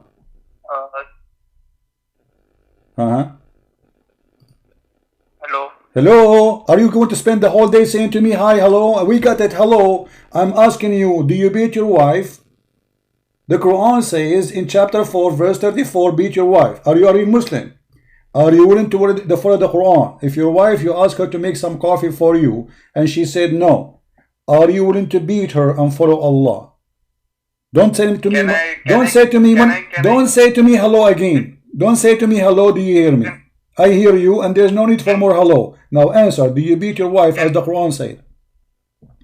Can I give you a Bible verse? You can give me anything you want. You are a Muslim. You don't follow the Bible. You follow the Quran. So do you change your religion now? No. I'm going to play the same game like you. No problem. You can play with it. You can play any game you wish. First, answer the question. Do you follow Muhammad and beat your wife? Yes or no? No, I don't beat my wife. So are you saying? Are you saying? Hold on. Are you saying beating your wife is wrong? Wait. Let me give you a verse. No. Are you saying beating your wife is wrong? Yes, it is wrong. Okay, so why Allah allow you to? So why Allah allow you to beat your wife as long it's wrong? I can give the same verse from. No, you cannot give me the same verse. No. There's no same verse, and the Bible says you can beat your wife. You are a liar, and I challenge you. But before you go anywhere, answer me. You just said, everybody heard you, that beating the wife is wrong, and I agree with you. That means Allah is not a God. You just said Allah is wrong. Everybody heard you. And you are the one who claimed that you are the real Muslim. I'm a Muslim. Okay, but you just said beating wife is wrong. Everybody heard you. Does it say in the Quran that beat your wife if you fear their rebellion? It says that. Is there a verse in Bible where it says kill women and children? Here we go. He will change. This is this is war time, my friend. This is war time. What does this have to do with the wife? What does this have to do with the wife? Is there a verse in answer. You just said, you admitted that beating wife is wrong. Allah is teaching you wrong. Is it wrong or not?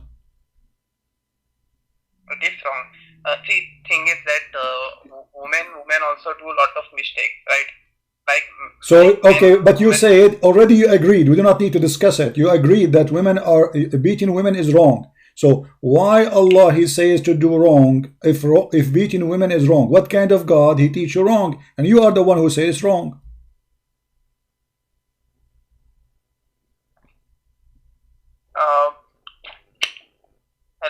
Hello. Yeah, hello. Yeah, gather some thought. Hello. Do you hear me? Hello. How many times you said to me hello? How are? So all this time you are, like don't call Muslim fake Muslims. So supposedly you are the real Muslim, and in 2 seconds we discover you are not a real Muslim. You are not willing to follow the Quran. What kind of a real Muslim? He is not following his God teaching, and he says it's wrong. You and me, we both agree in Bible and in No, I agree with the Bible. I agree with the Bible. It's you who don't agree. I just showed you a verse. It says you don't agree with it. You are the one who don't agree. Whereas I never said I don't agree. You just said that beating women is wrong. You just said beating women are wrong, and the Quran says beat your wife. So you just admitted that Quran is wrong. Okay. Hello. Okay, get lost, man. Hello, hi. You spend the whole day hello because he have nothing to say. Hello, hi, hello. Yeah, hello. Hello. Stupid idiot. Where is Abbas? Abbas is better than you. At least Abbas he say only hello once. Let us call Abbas again. Abbas, are you there, Abbas?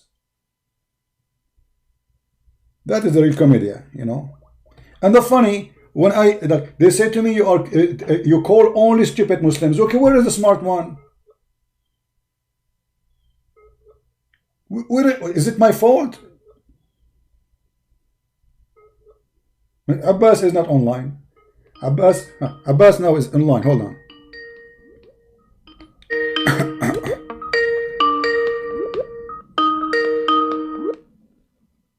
Hello. Hey Abbas, how are you? Are you driving? I am actually, yes. How I know? I must be a prophet of Allah, brother. So Abbas, do you want to tell me? What's wrong with driving? I drive for Uber. So what's wrong with driving? No, I'm not saying anything. But you make it. No, I'm not saying that. I'm saying always you use that as an excuse not to answer me. Oh, I remember last time I was driving while I was talking to you, and you hang up. Okay, because you are stupid. Because you are stupid. You say to me. Okay, repeat to us what was your challenge. Repeat the challenge.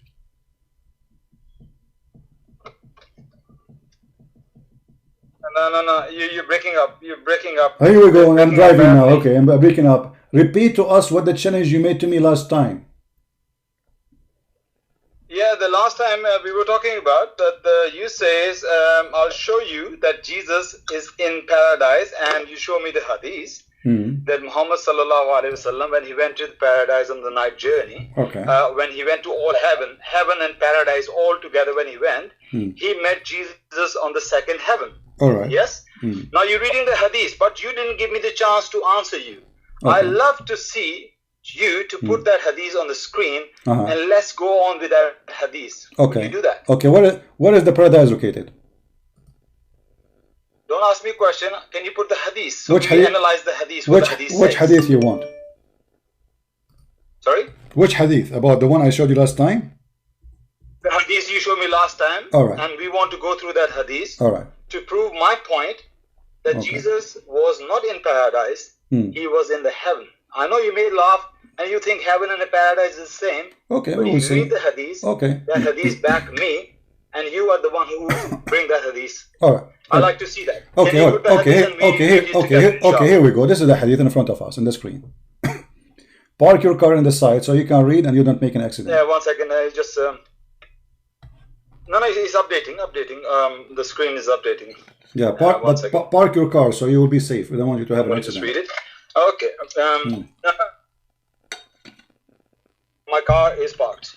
Yes. Okay, perfect. It's not showing anything on my. Is this the Quranic verse? All right. 1 second. It says here. Okay. Just when Muhammad he went to the sky to the I was heaven. very wanted you just the way you ran last time. I thought probably you realized your mistake, so you ran. Let us see who. But if you didn't realize it, then I will expose your mistake. But before, you know, I want you to make it clear, Abbas. No problem, Abbas. Before we can, Abbas, shut up for a second, man. I want you to make it clear. I want you to make it clear your claim. I want your claim to be clear. So you later you will not say I did not say that. I did not mean that. Make it clear. I'm listening. I said that Jesus was not in paradise. You say I'll show you the hadith, and the hadith proves your point, and that Jesus is in paradise. Yes, Okay. that's what you said. Okay. Where was Isa? Where was Jesus according to you? No, make it clear. Where was Jesus according to you? Sorry? Where was Jesus according to you? Are you running away from us? Where was Jesus according to you? Let me finish this hadith. No. Before we go to the hadith, make the claim clear. We will read the hadith. No. I have to make it clear because you are a sneaky person. You try to say I did not say that. So what you will lose? Make it clear. Where Jesus was located in the heaven. Where he was located. For the third time, I made my point. No, you did not. I want you to tell me he was located where. Where he was located and where he was not located. Guys, he realized his error and now he's running from me. No, I'm just asking you to. You see, you are stupid now. I'm asking you to make it clear. That's all. I'm asking you to talk more. Tell us more. Where Jesus is located. For the third time, I'm saying that Jesus was not in paradise. Where in heaven? Allah, we don't know where in heaven, but I'll prove it to you. He was not in paradise. Okay, what is paradise for you? Hold on. And what is paradise for you? What is paradise?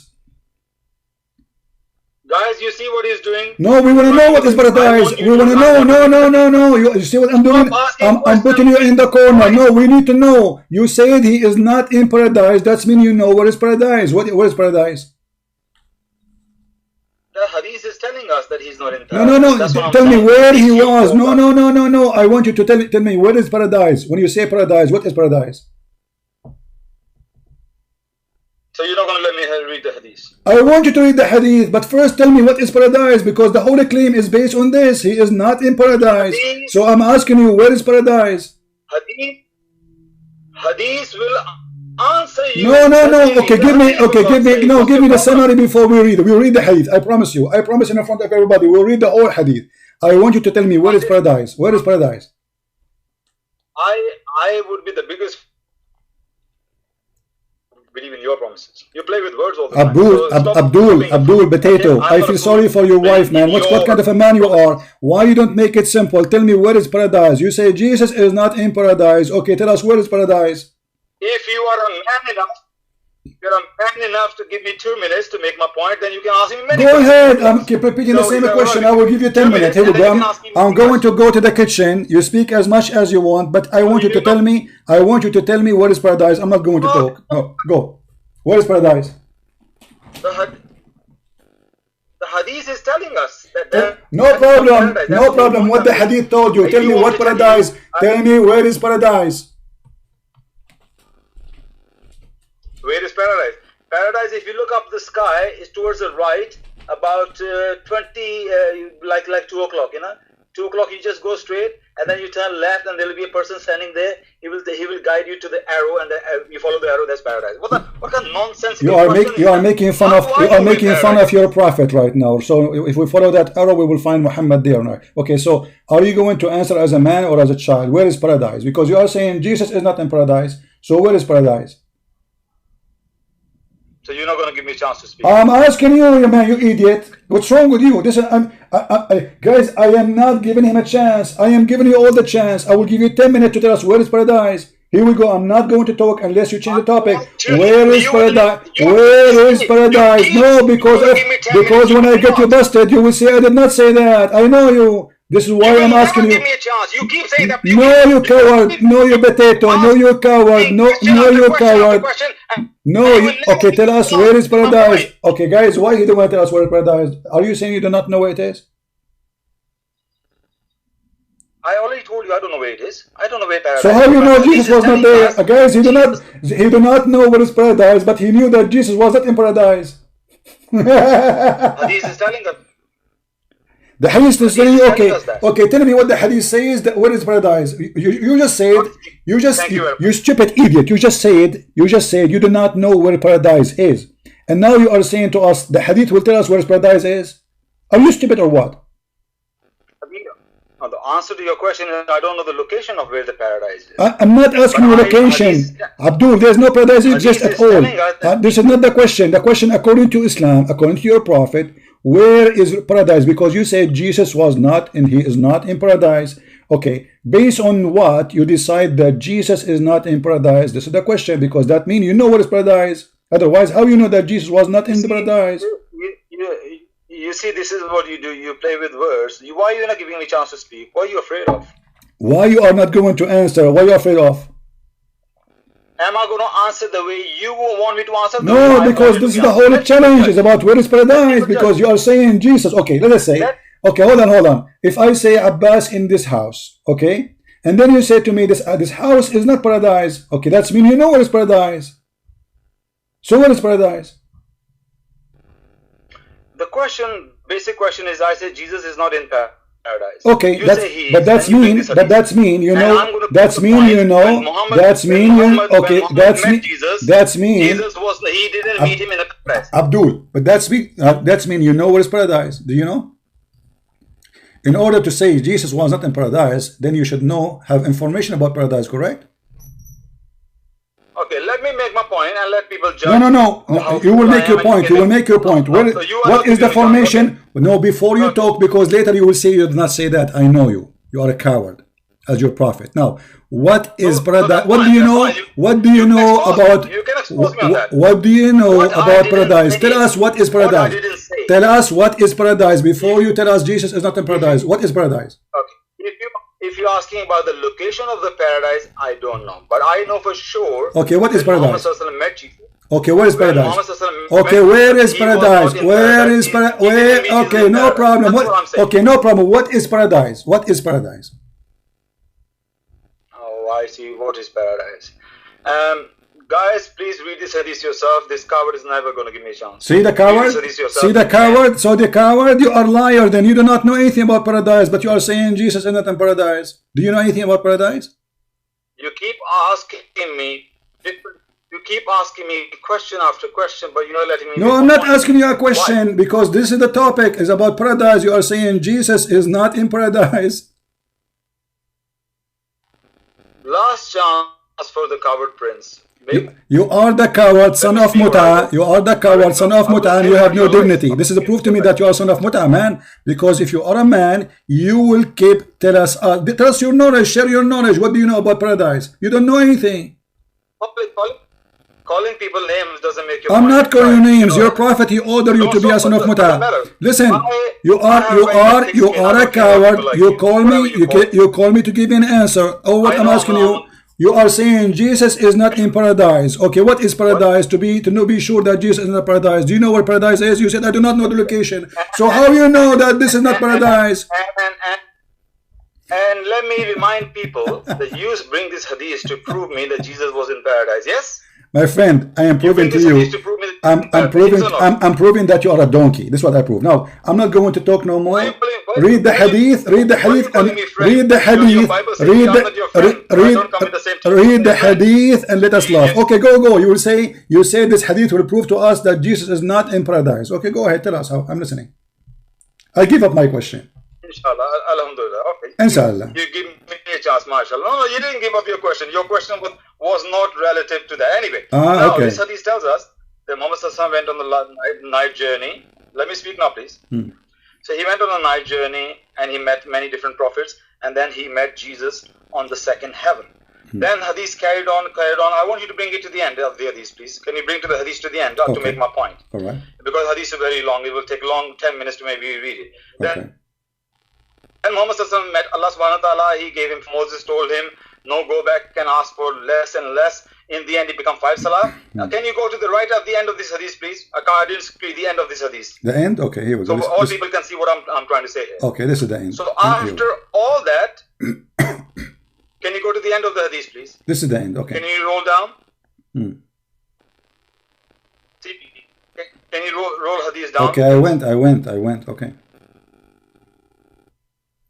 Basically, last 4 or 5 lines will tell us. Okay. So he went to the heaven. He went to Sidratul Muntaha. Above the heaven, he met Allah Subhanahu wa Taala. Then in the end, what happened in Tawheed? Obligatory prayer. 2 vessels were brought to me from Tuban. Now, this is not the same hadith. This is not the same hadith. What hadith? I'll bring the hadith because this is not the same hadith. This is not the same hadith? What hadith you want? This is not the same. This is not the same hadith. This is not the same hadith what you showed me last time. This is Sahih Muslim. This is Sahih Muslim. This is Sahih Muslim, and this is Sahih Muslim. We talk about the same. Okay. No, I'll give you this. There are hadiths. There are many different narratives of the hadith. Oh, okay. Okay. Give me the one. Give me the one you want. Which one? Is it Sahih? Is it Sahih Muslim?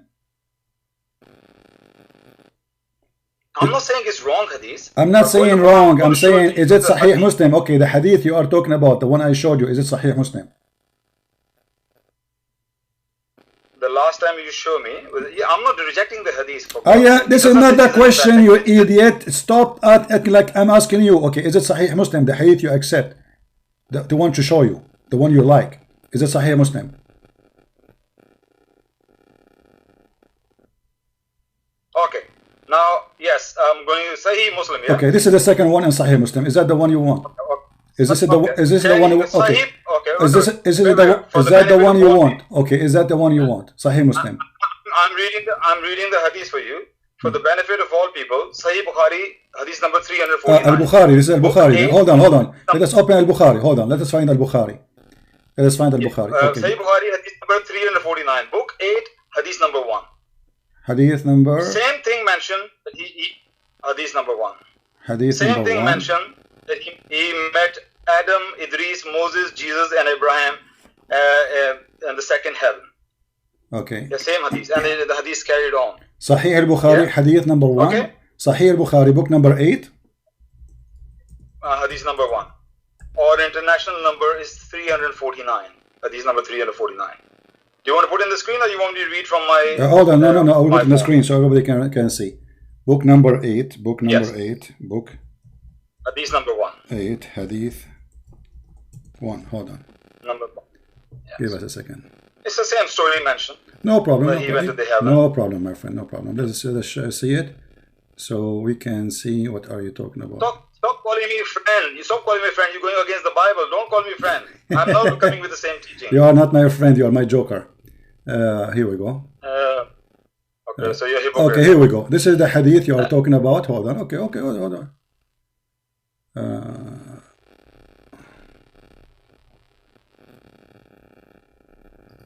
And this is not this and this is not the hadith I showed you last time, because this is not the hadith. Here we go. This is the hadith you are mentioning. Go ahead.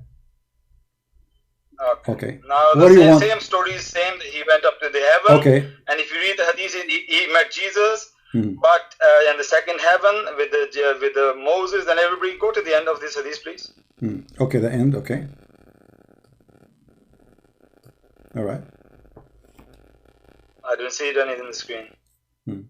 Keep going down. Okay. Right to the end. Okay. Okay. Keep going down. Keep going down. I am at the end. I am at the end. There's no more. So he met, no more down. No, down. Go down. Yeah. I am at the end, my friend. I'm showing the number too. Okay. Hey, okay. Okay. Look, right at the end, after meeting all the prophets in second heaven, third heaven, seventh heaven, then he went to Allah subhanahu wa ta'ala. Okay. After that, what did he say? Then I was admitted into paradise, where I found small walls of pearls, and its earth was of musk. So after meeting everybody in the heavens, after everything, then he was admitted into paradise. And if you go into the Arabic, this word paradise, it says Jannah. And when he says heaven, he met Jesus and everybody, that is Sama. Sama is heaven. Now, in heaven, you can find paradise as well. Paradise can be part of the heaven, but not heaven. And even hell can be part of the heaven. But heaven itself is our realms. So where he met Jesus was heaven and not Jannah and not paradise. this hadith is clear cut. Okay. That he was admitted in the paradise. Okay, after let us see. meeting him. Let us see. Okay, Which hold on, proves hold my on, hold point. on, hold on, Jesus hold on. was not in Everybody, paradise. He everybody, met him in heaven. everybody will laugh at you. All right. This is the hadith. Here we go. Read for me. Read for me. Everybody will laugh at you in a second. Read. Go ahead. Or read what? Read. I just read it to you. No, read the hadith. This is your prophet speaking too, just to show you that you are a donkey when you speak to Christian Prince. You are a certified donkey. Read the hadith. This is your prophet talking. Read it. Did you get my point? The hadith I read it. I got your point that you are a donkey. I got your point that you are a donkey. Read the hadith. I have a hadith in the front of your eyes. I want you to read it. Read it. And admit that you are a donkey. Okay. Muad bin Jabal radiallahu anhu says, I heard the Messenger of Allah say, paradise has 100 grades, which is as big as the distance between heaven and earth.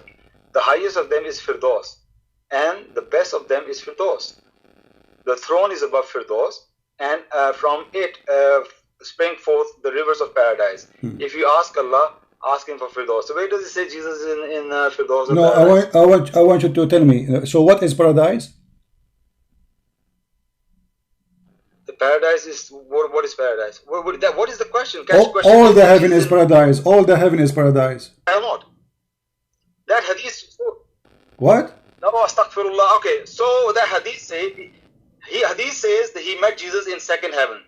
After meeting him, he said, "Then I was admitted into paradise." No, this is your stupid translation. You see that in the hadith doesn't say. You see, this is your problem, Muslims. Paradise is Jannah. This is our paradise. So the Jannah, the paradise is 100 floor, and there is best floor. The last floor is the best of it.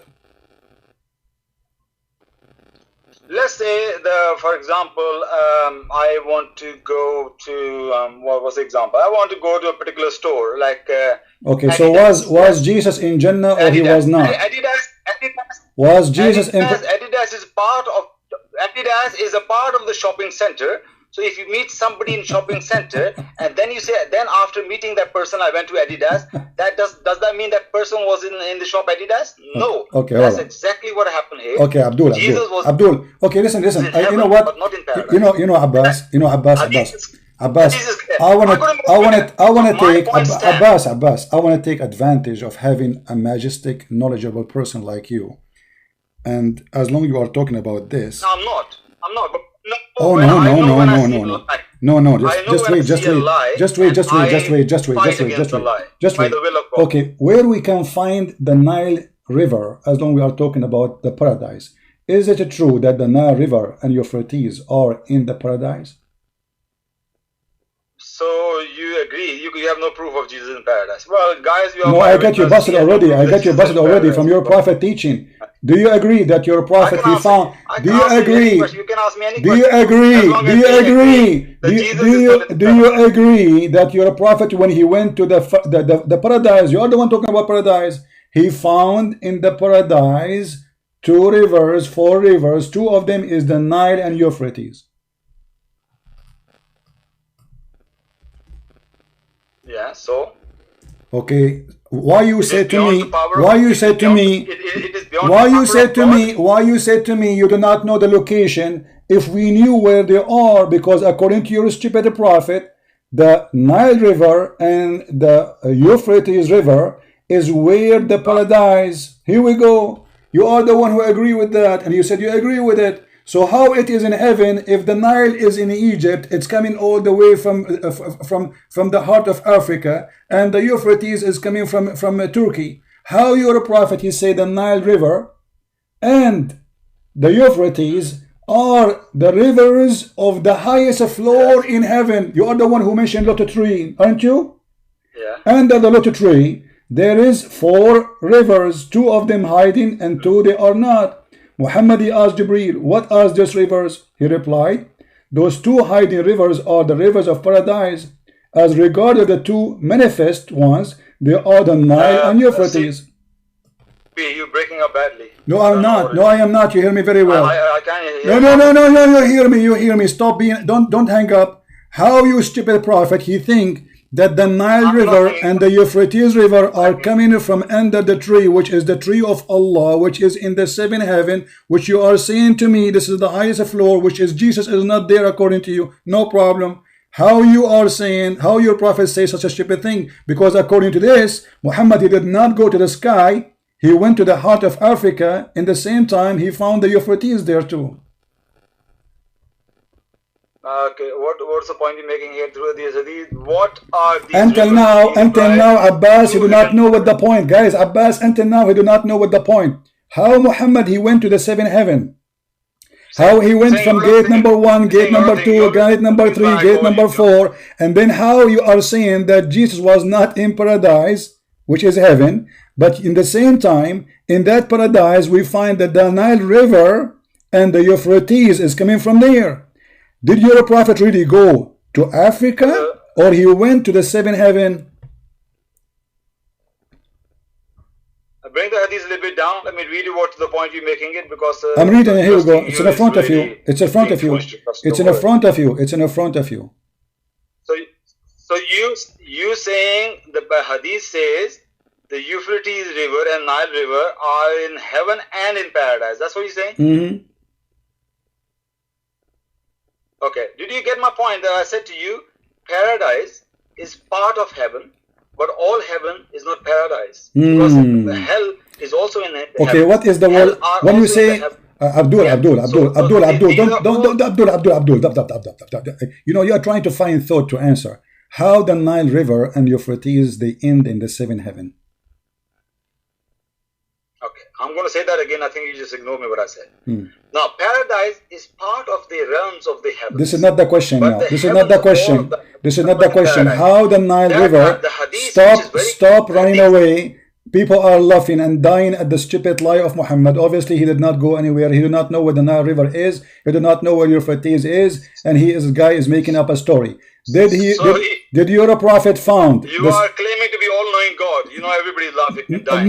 No, we knew where is Nile River. I do not need to be God to know where is the Nile River is. I do not need to be God. Okay, all right. So this is a different question now. No, this is not a different question. No, that's not a different question. You said that Muhammad, he went to the last heaven. Did you say that? Yes. Okay, so what Muhammad he found in that location, which is Jesus is not there, right? Okay, what he found there, he found the Nile River and the Euphrates. He says then after that he went to paradise in the hadith. No problem, no problem. He went to paradise. Okay, now he is in paradise. It's just, man, just come on. Speak like an adult. He is now in paradise. Okay, he entered paradise. He opened the door of paradise. And he asked Jibreel, what is this? He said, those are rivers. He said, what rivers? What they are? He said, the one, there is two hiding and there is one they are not hiding. The one which are not hiding, they are Nile and Euphrates. Where Muhammad he went. Okay. Okay, one second. What is the number of the hadith? Can you show me the number of the hadith, please? It is da'if hadith. You will not like it. Because you're not showing me the full screen. Because it's da'if. Doesn't matter. I just want to read it. You making the point? I want to read it. Do you accept the hadith before I show you the number? Do you accept the hadith before I show you the number of the hadith? Because you're not showing me the do you make a promise if it's da'if you will accept it? Do you make a promise if it's da'if still you will accept it? Your promises, your promises. Do you promise? Allahu Akbar Kabira. Are you going to say it's da'if? Listen. Are you going to say? Are you going to say it's da'if? Okay, this is okay. Abdul Potato. I never said that. Abdul, this is potato. This is Sahih Muslim, and I can show it to you from Sahih Bukhari. Now read it. You are Sahih Muslim, hadith number 164. Sahih Muslim 164. No, you said that. Everybody heard you. Everybody heard you. You are the one who said that if the Prophet he say to you to order your wife to do breastfeeding for adult, it's okay for you. Everybody heard you. You said that. Now answer this one. Don't change the topic. Don't change the topic. It's recorded. It's recorded. It's recorded. It is there. I changed. Okay, you can go and get the. You can go Abbas and get the video and call me back and play it, and we will die laughing. I challenge you. Tell a lie on my behalf, and yeah. Now don't change the topic. Don't change the topic, you coward. Did your prophet really go to heaven? You said that paradise is the last floor of Allah heaven. You said that. Okay, no problem. So now we got your prophet busted by your head. Anybody can suck the tomorrow. Answer now. Stop talking about your wife. I'm not talking about your wife. Why you mention your wife now? Why you mention your wife? What's wrong with you? Stay away. Your wife is not there now. She will not. I know your wife. She heard. Obviously, your wife. She obviously your wife. She heard the conversation and she spanked you at home and she forced you to wash dishes and do laundry. And now you are trying to make yourself clean. It is there. It's on YouTube. It is recorded. Now answer. How Muhammad found a Nile River and Euphrates in heaven? Okay, I'm going to read the hadith. This is very long hadith. Why you need to read the whole hadith? Read here. The rest we don't care. It's the same story. He took him in the top of a flying mule. He went to the seventh heaven. He found Isa. He found etc. He found Moses. And then now he arrived to the last floor. And he found there a tree. And under the tree there is 4 rivers. First one is the Nile. Second one is Euphrates. Did your prophet he go to heaven or he went to Africa?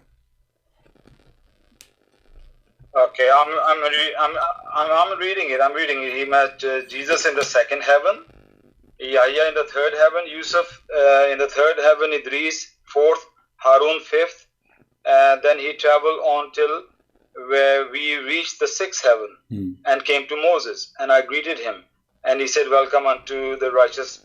And the Lord is, I'm just sifting through before we get to the rivers. Then he said, I came to Abraham.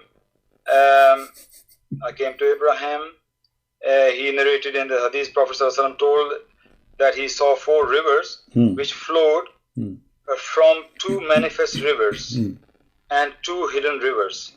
I said, Gabriel, what are these rivers?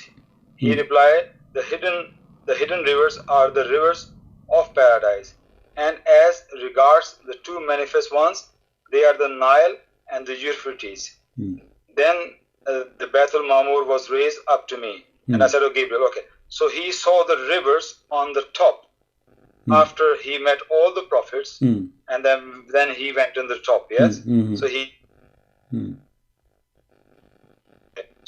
saw the rivers. They are rivers of paradise. So you saying that is exactly what he saw. That was paradise. That's what he's saying. Are you playing stupid now? This is not the question. How the Nile River start and he saw it in the heaven, the 7th floor of Allah. How the Nile River and Euphrates, those are 2 famous rivers exist in the Middle East. One right now coming from the south of Turkey. The other one is coming from the heart of Africa, like Victoria Lake as an example. So how your prophet he found the Nile River in the 7th heaven of Allah? Did your prophet go to Africa or to heaven? I thought I was asking you about Jesus' paradise or not. Now you're changing how rivers. No, we finished that when we laugh at you because your prophet explained that paradise is 100 floor, so you are stupid. Now we're done with this, but as long you mention the last floor of paradise, as long you mention the last floor, why you are trying to escape the stupidity of your prophet? Is that a problem to answer? Answer it. You are the genius. Okay, did your prophet made a stupid mistake or he was telling the truth that he found the Nile River there? I'm clarifying your stupidity. I'm not hiding anything. Then show me the stupidity. How your prophet found the Nile River? You will not answer this because this is embarrassing? If you give me a chance, I'll answer. Go ahead. You have a courage, okay. Now, this is understanding of this is ambiguous. This is not a clear-cut understanding as the last hadith. Last hadith say he went to heaven, then he went to paradise.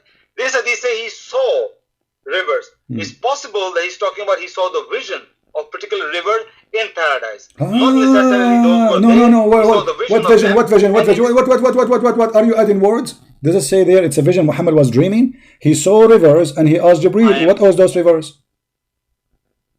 the many things can be spoken figuratively speech, and it doesn't mean it's literal. So Allah show him the vision of those rivers, those blessed rivers of God. Really? So this is a vision. Okay. Was Muhammad a trip? Was Muhammad a trip a vision or real? I know there is a difference of opinion. Many people say it was a vision. Some say it's a literal, and I am one of those who believe it was a literal. Okay, so he saw. Okay, as long as it's literal, how come you are saying? So how he saw? As long you believe it is literal. So how he saw the Nile River there? Go ahead. Even if it's a vision, when he says, my friend, how he saw doesn't matter now. Doesn't matter. You said it's okay. So now he saw the river of Nile there. Even if it's in a vision, heaven, my friend, Abdul, listen. So the Nile River, is it in the heaven of Allah or it is in the earth? Well, to this hadith you understand Allah is all powerful, and on the day of judgment He will take those rivers into heaven and into paradise. In the day of judgment, it's able for Him in the day, to do that. In the day of judgment, why is not able for God? Okay, hold on, Abbas. Are you making your religion now? Where it says, where your prophet he says Allah will take the Nile River and your fatties to heaven. Are you fabricating your own now? Oh no, this is how you understand these things. You don't. No, I am not understanding. No. You are the one who mentioned this now. I'm asking you a very simple question and look at your stupid answer. He said Allah will in the judgment day will take them there. Muhammad he saw them there 1400 years ago. Are you stupid or what? I'm saying it's possible for Allah to do these things. It's possible. Okay, but okay. So what was the Nile River? I know your God. Abdul, stop telling me it's possible. It is possible that Allah. That it's possible. It is possible that. It is possible that Allah is a watermelon. It's possible that He is a zucchini. It's possible. But what it's impossible is that the Nile River is in the heaven, for it is not. Sorry, can you repeat that? I said it is possible. It is possible that your God Allah is a watermelon or zucchini, but it is impossible to believe that the Nile River is in the sky, for it is not. It is in Africa. What a nonsensical statement. Well, answer me then. How the Nile River in the time, how the Nile River 1400 years ago was in the heaven of Muhammad, and Muhammad saw it there. Well, we understand it. It's possible there was a vision of that rivers he saw. I don't care. You said this is okay. He saw. Did he saw them or he did not? Was Jibril lying to him when he said this is the Nile River? As I say, it's possible there was a vision, and in the vision doesn't matter. Did he see the Nile River or he did not? Was the Nile River there? Yes or no?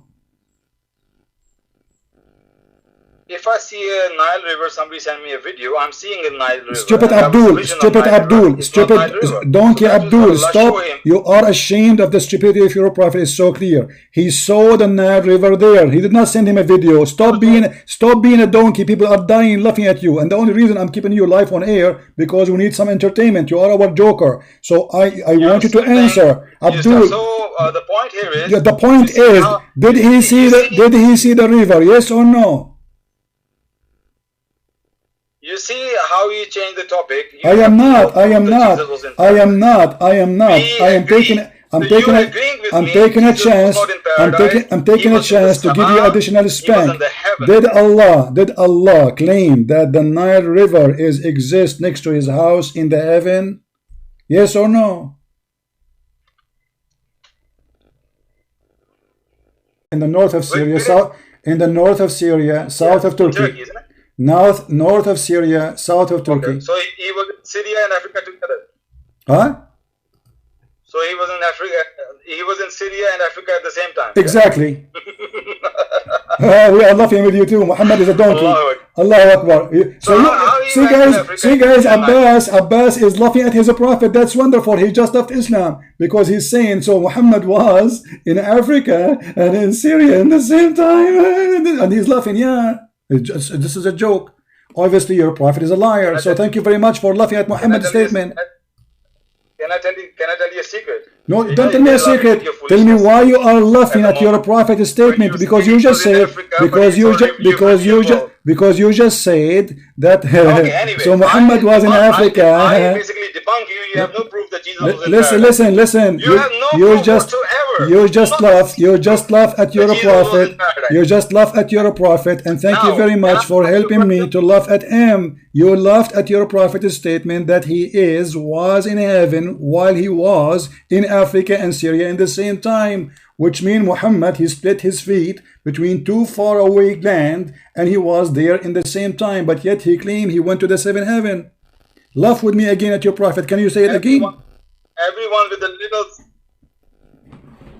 little bit of sense knows that I'm not saying that I'm laughing at the prophet. I'm laughing at your You did. You say you he was in Africa, yes. But Euphrates is not in Africa, so how is it possible? I'm laughing at your How is that possible? Thank you very much. You see, you can laugh at me if I am the one who is saying it is possible, but I am the one who is saying it's impossible, you idiot. So you are laughing at Muhammad because it's not me who claim that Africa and Euphrates exist in one location. It is your prophet. So you are laughing at the one who is saying that this is possible when the one who said that is your prophet. I said it's impossible. Your prophet is a fool. So you are laughing at the one who claimed that, not at me, because it is not me who claim that Euphrates and the Nile River exist in one location in the seventh heaven. Laugh more. Go ahead.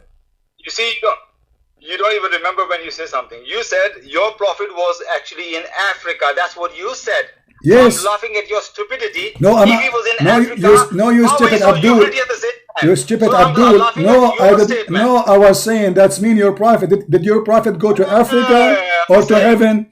Did your prophet go to Africa or to heaven? Because the Nile River is in Africa. That's what I said. And you laugh with me at your prophet. No, you didn't say that. You so now are you going to explain? Are you going? Anyway, Abdul, I will give you last chance to explain. I'm not going to talk, really. I'm going to give you last chance how the Nile River and the Euphrates end in the heaven of Allah. People are listening. I'm not going to talk. Go ahead. Okay, I already answered. I'm going to give you a last chance to show me where Jesus is in paradise. Can you? I just did. Last chance. It's a No. challenge. Just go. Nice entertainment. This is why I say Abbas is the best to love. You cannot find better than Abbas to call you so you can enjoy the best entertainment in the world. So look what we end. We end with religion believing garbage. They don't know even what paradise is. They do not know what heaven is. They do not know what they are talking about. And obviously Muhammad, he is a liar. He never been anywhere. Even Aisha, she said he was next to me all night. And always Muhammad, when he do things, nobody see it. He went to seventh heaven, nobody see it. Allah sent him a donkey, nobody see it. The Quran says it need 1,000 years for the angels to go to heaven. Just 1,000 years to go. How Jibreel, he took him to heaven in a few hours. And then we find Abbas in trouble because he is the one who tried to explain to us that there's many floors in heaven. And the last floor he is talking about supposedly, but the last floor, it was not in heaven. The last floor obviously was in the middle of Africa and the same time in the middle of Turkey. This is how stupid fool Muhammad is, because how in the world he end in the Nile River route, which is in heaven.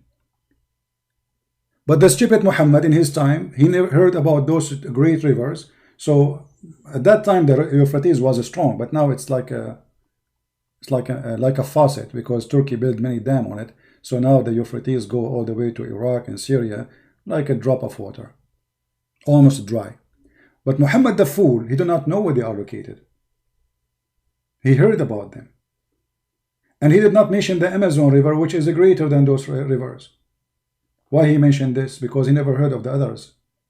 So he went there, and not only that, he mentioned rivers who they are exist in Turkey already. Sihan wa Jihan. If we go in different hadith, we will find Muhammad the fool saying this.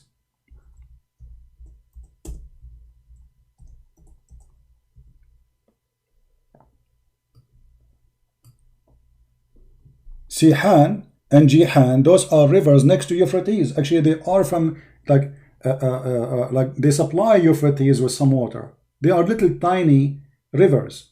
So the stupid Muhammad, he made the rivers of Sihan and Jihan and Euphrates and the Nile from the rivers of paradise. But all of those rivers are in the ground, in earth.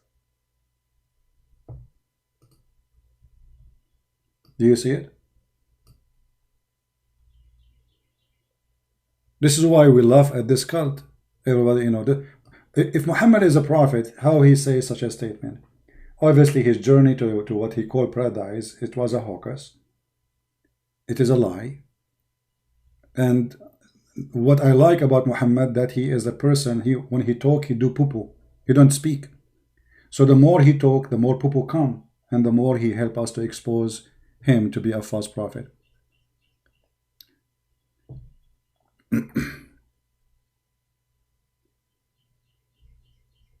Did you say that Aisha, she said Jesus was okay?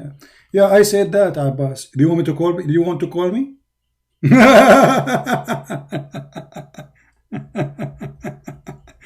Abbas, do you want to call me? And I will make everybody laugh at you. We will make a video about this, Aisha exposing Muhammad,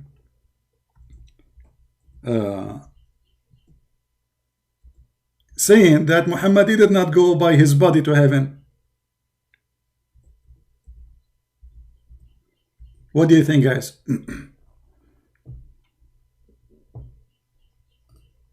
Or Abbas, do you want to call me so we can laugh now?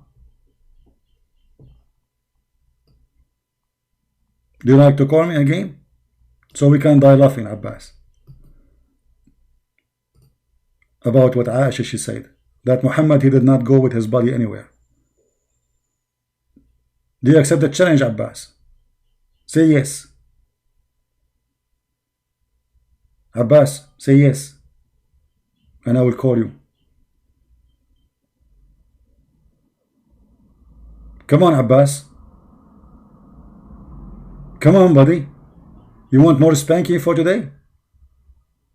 Or you want us to leave it for next time? Abbas. Dooby-dooby-doo. Scooby-Scooby-Doo. Say yes.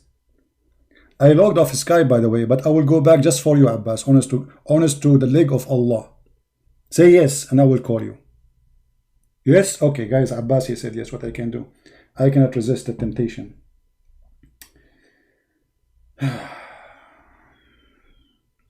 Okay, Abbas.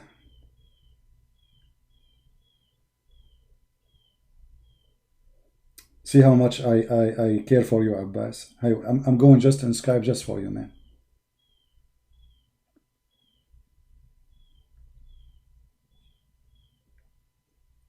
I'm sure many people, they are enjoying this.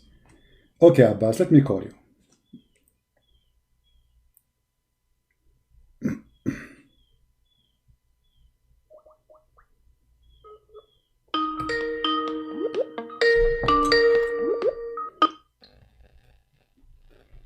Yes. Okay. Your point is? You said that I did lie when I said that Aisha, she said Muhammad, he did not, his body did not leave. You said I'm lying? No, you didn't say that. You say Aisha said he was with me all night.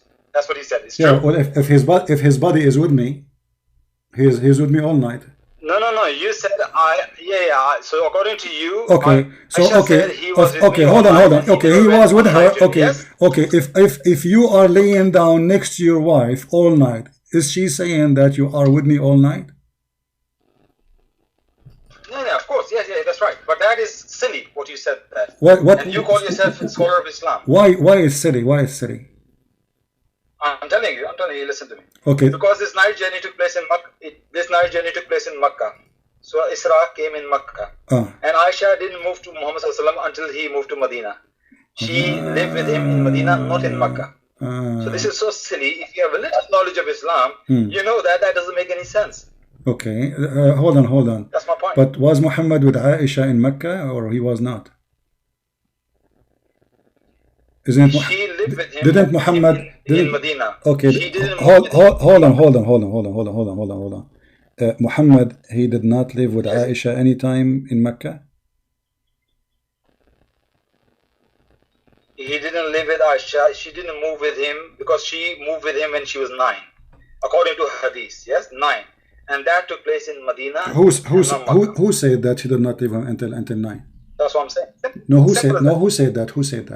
It's the all history. All history of Islam. No, he did marry her at the age of 6. She is his wife, but he have intercourse at the age of 9. So he was She moved with him in Medina. he was playing. She moved with him in Medina. Hold on. Okay, hold on.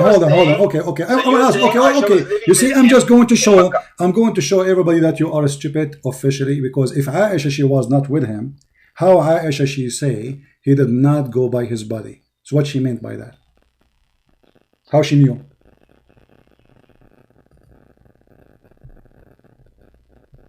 Okay, of course, that's nonsense. Of course, that doesn't make any sense at all. I'm asking you. Don't tell me don't make sense. Are you saying Aisha? Are you saying Aisha is lying? This is just a common knowledge in Islam. I can show you there are many ahadith about that. When he was in Medina, then Aisha came and moved. This is not a question. Now we will go there. Not in Makkah, but you are making. We will go there. I'm asking you now. How Aisha, if she was not living with him, she knew that the Prophet did not go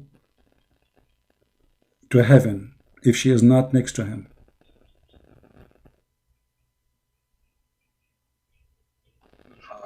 How simple I can be. I say if the hadith says that, then that hadith cannot be trusted, of course. Okay, that cannot be right. Okay, but you want to show me the hadith? Hold on. No. So Aisha, okay, so Aisha, she was not with the Prophet, but yet she witnessed that the Prophet did not go to heaven by his, at least physically. Okay.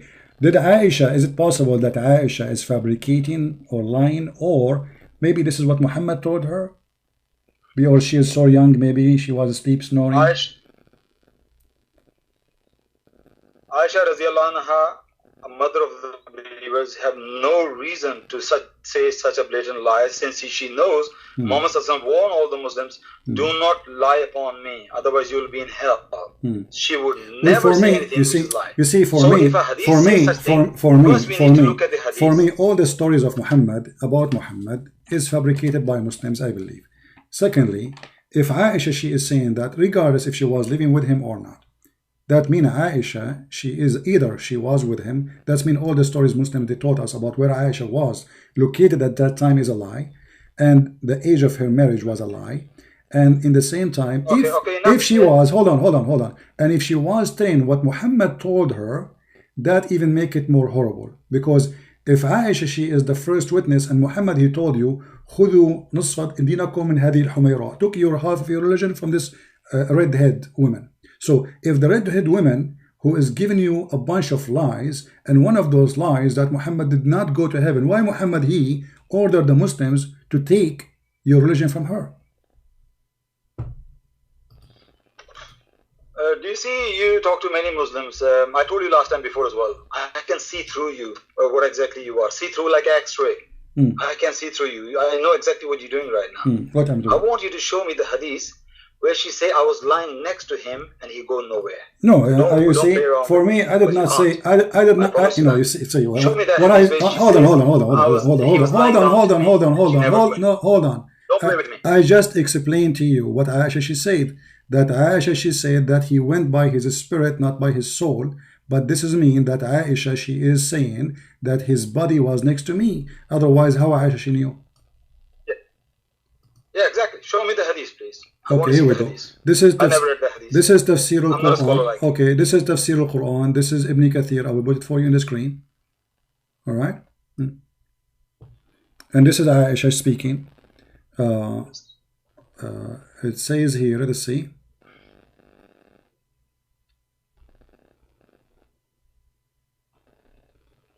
She said, I'm going to show it on the screen. Okay, here we go. Hold on. She said, أن عائشة كانت تقول hold on ما فقد جسد رسول الله صلى الله عليه وسلم ولكن أسري بروحه. his body did not leave, wasn't missing, but he was. There's nothing. Your page, you need to. I can't see anything. It's in the front of you. Will take time, maybe. Take your time. So this is Tafsir Ibn Kathir, page number 433, the chapter of Al-Isra, verse number 1. Aisha, the first thing in there it says, the first thing in the page, Aisha, she said that the body of the Prophet was there, was not missing, but he went up to heaven by his spirit, by his soul. So if it was not there, and she is the one who is confirming it wasn't missing, so that means Aisha, she was there, because how she is saying it wasn't missing? Who is the one who checked it in the middle of the night? So okay.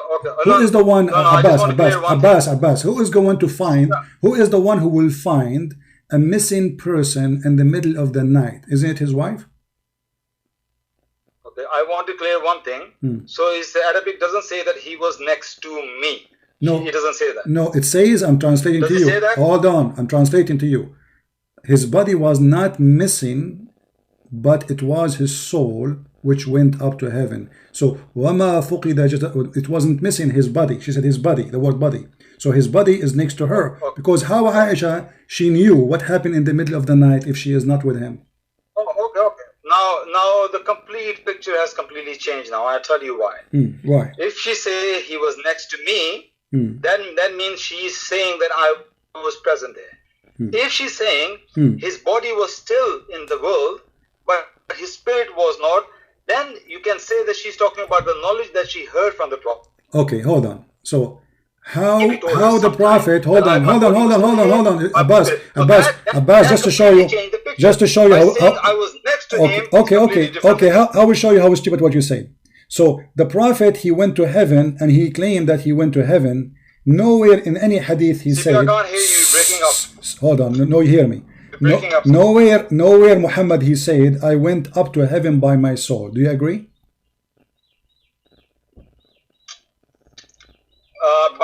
By my soul, in my knowledge, no. Okay, so Muhammad himself, he is not. Okay, so that means Muhammad is not aware. Hold on, that means Muhammad in nowhere is aware that he was there, not physically, but maybe spiritual way. But Aisha, she confirmed that his body was not missed, and in order for Aisha to know that his body wasn't missed, we need to know who was next to him to be sure that he is not missed. Who is the one who will be next to the Prophet in the bedroom? The wife. Who is the one reporting that his body was not missed? Aisha. So must be Aisha, she was with him at that time. Regardless if Muslim they say Aisha, she was in Mecca or in Medina, I don't care. Obviously Aisha was living with him during that time, and she is the one who reporting that his body was not missed. And Muhammad never said, no, I did not go there. What happened now? You're becoming your imagination. Okay, not my imagination. I want to explain to me who is the one who found the body. Okay, who is the one? Abbas.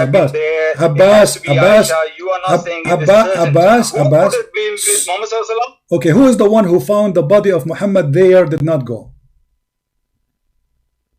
His wife Sauda. Possibly his wife Sauda is next to him, and Sauda okay, how come? Okay, hold on. How come Sauda? Okay, but the hadith does not say. But the one who report, the one who, the one who report, Abbas, the one who. This is not a hadith. Can you find me a hadith from? It is a hadith. It is a hadith. It is a hadith. It is a hadith. It is a hadith. You idiot. You stupid. When you say Aisha, she said, that means it's a hadith, you idiot. It says that in front of you. Now I'm asking you, did Sauda report that the body of the Prophet was not missed in any hadith? No. Who was the one who reported that? Aisha. No, they're true. Yes, and that's why I give you my answer. I don't know what you want from me to tell you more. No, I want to know how Aisha, if Muhammad never said, if Muhammad never said anywhere that I went there only spiritually, what happened? Because you see Abbas,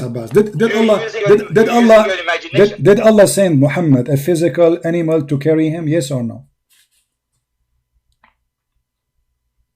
one of those believe. I believe there was not a vision. It was literal. No problem, but I'm asking you, is it a physical animal Allah He sent to him? It's called al-buraq. Yeah, absolutely. Okay, yes. so Aisha, she got Muhammad busted because Muhammad did not go anywhere. Muhammad, his body was next to her.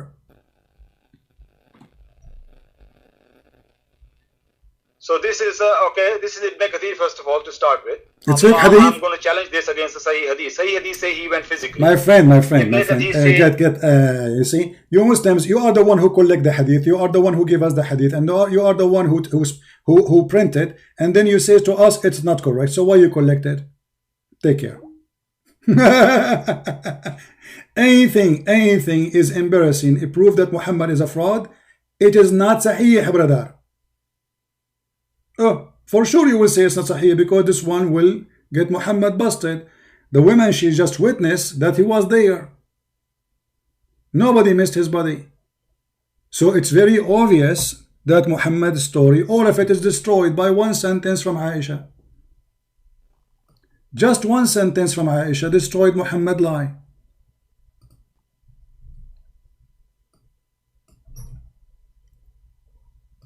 And this is, let me try actually to find you the same book, but in a shareable link where you can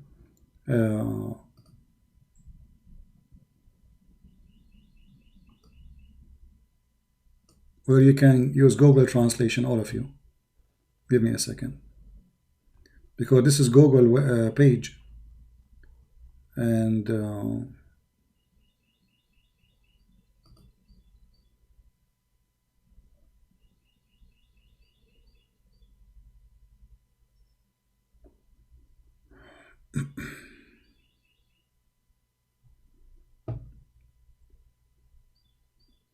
give me a second. I'm just trying to find you something I can share. I have the hadith in front of me as I showed you on the screen, but it's in Google book, and Google you cannot use Google translation to translate.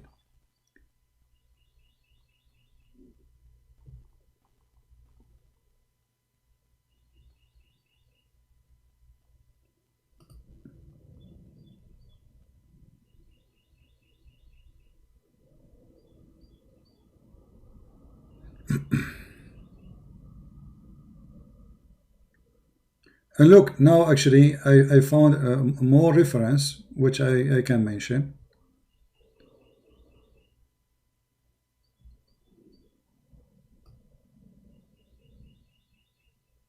Another woman, she busted Muhammad. But this is here from Shia website. Let me pause this one. This is not the Ibn Kathir, this is not Sunni. This is Shia website. But the reference, it says that Hani, the daughter of Abi Talib, she said that when the Prophet, he went in his journey, he was not up in heaven, but he was in my house sleeping.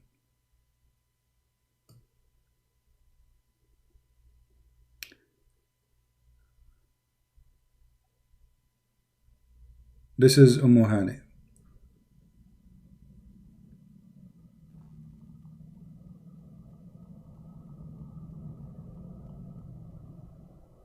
Let us see. And actually there you will see that everybody was saying to Muhammad, you are a fraud, you are a liar. That's not true. Actually, this is Ibn Kathir. Actually, this is Ibn Kathir. Hold on. This is Ibn Kathir. The link I gave you. The link I gave you, sorry, it's Ibn Kathir. It's a Shia website, yes, but it is Ibn Kathir. Let me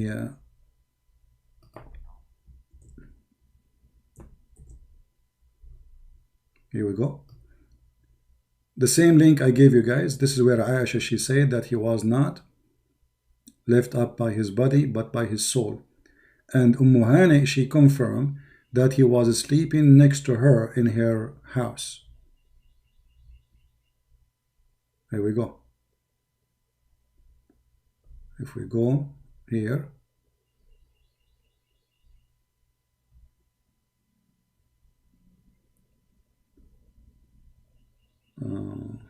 Actually, not only that, in Ibn Kathir it says, when Muhammad started telling this story about him going to heaven, many people, they left Islam. Let me do this. Let me use Google Translation. Give me a second.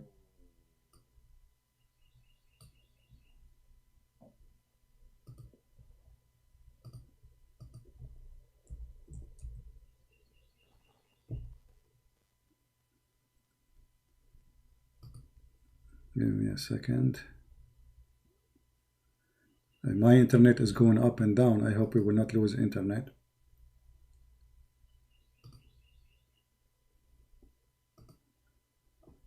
Okay, we will use Google Translation for this.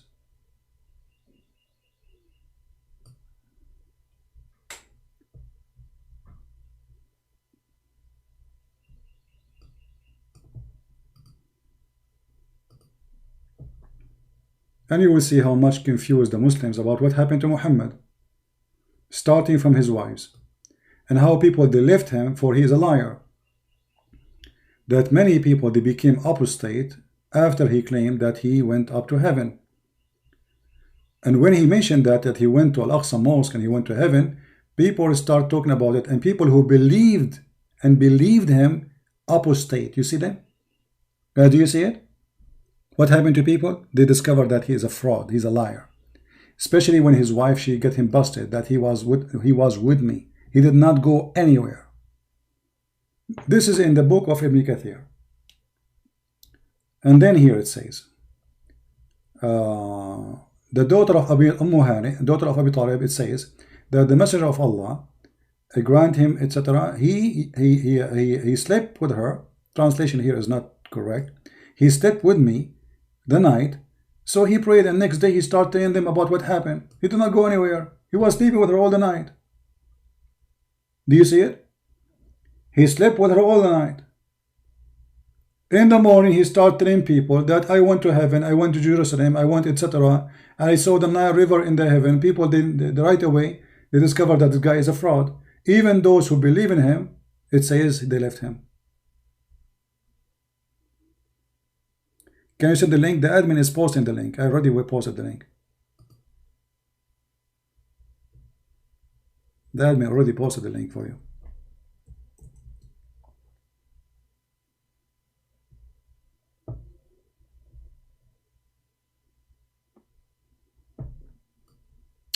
And we can post it here again. Hold on.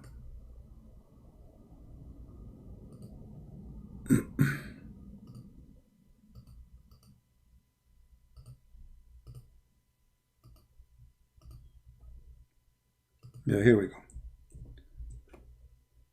So when the Muslim, they try to defend such a false prophet, we laugh at their answers.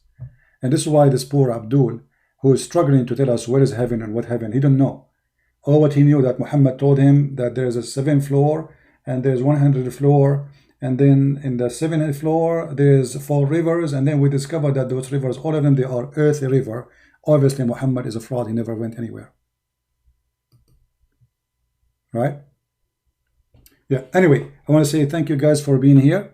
I hope we have a good time together today, and thank you for Abbas for giving us good entertainment, and for Fairuz.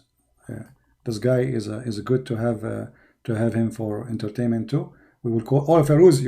I will call you always, so I can hear you saying to me hello. Do you hear me? Hello, hello, hello. You are the best hello ever. All right, between all mankind. So all of you, thank you very much for being here, and I hope soon we will go live on air and we will have more fun, more time, and I will start posting short videos. I'm expecting you guys to translate, add subtitle, share it with your friends, and this is why we are making them short, to make it easy for everybody. Like the videos now we are making is very long, and even it's hard for some to download, for they have a low data. They cannot download such a long videos and then to upload it again and do editing. So we will make short videos to be sure that all of us, we can work as a team and we can do a good work together, exposing this false fraud liar Muhammad, who obviously cannot be trusted in anything.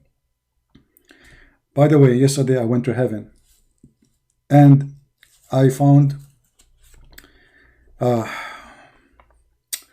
I'm not sure if I should tell you what I found in the heaven of Allah yesterday. I found Hollywood there, and I found John Travolta, Michael Jackson, Monica Lewinsky, and Billy Clinton in the 4th floor. In the 5th floor, brother, I found Ivanka and her husband. Trump, he wasn't there because at that time he was on vacation in Florida. However, they showed me his house. It was in the 7th floor. He have the money. He got the honey. True story. Anyone can prove me wrong? All the Muslim will say, liar, liar. How come your prophet, he say all this garbage, you don't say to him, liar? Shame on you. None of what Muhammad say makes sense for a second, yet they debate about it, they fight up, they are willing to kill you for it. When all of it is not even a cartoon. Even cartoon doesn't fit. Cartoon of Mickey Mouse is more realistic than the stories of Muhammad. Thank you all for being here. May the Lord bless you. Until we see you soon again. Christ is Lord. Islam is false. And thank you for being here.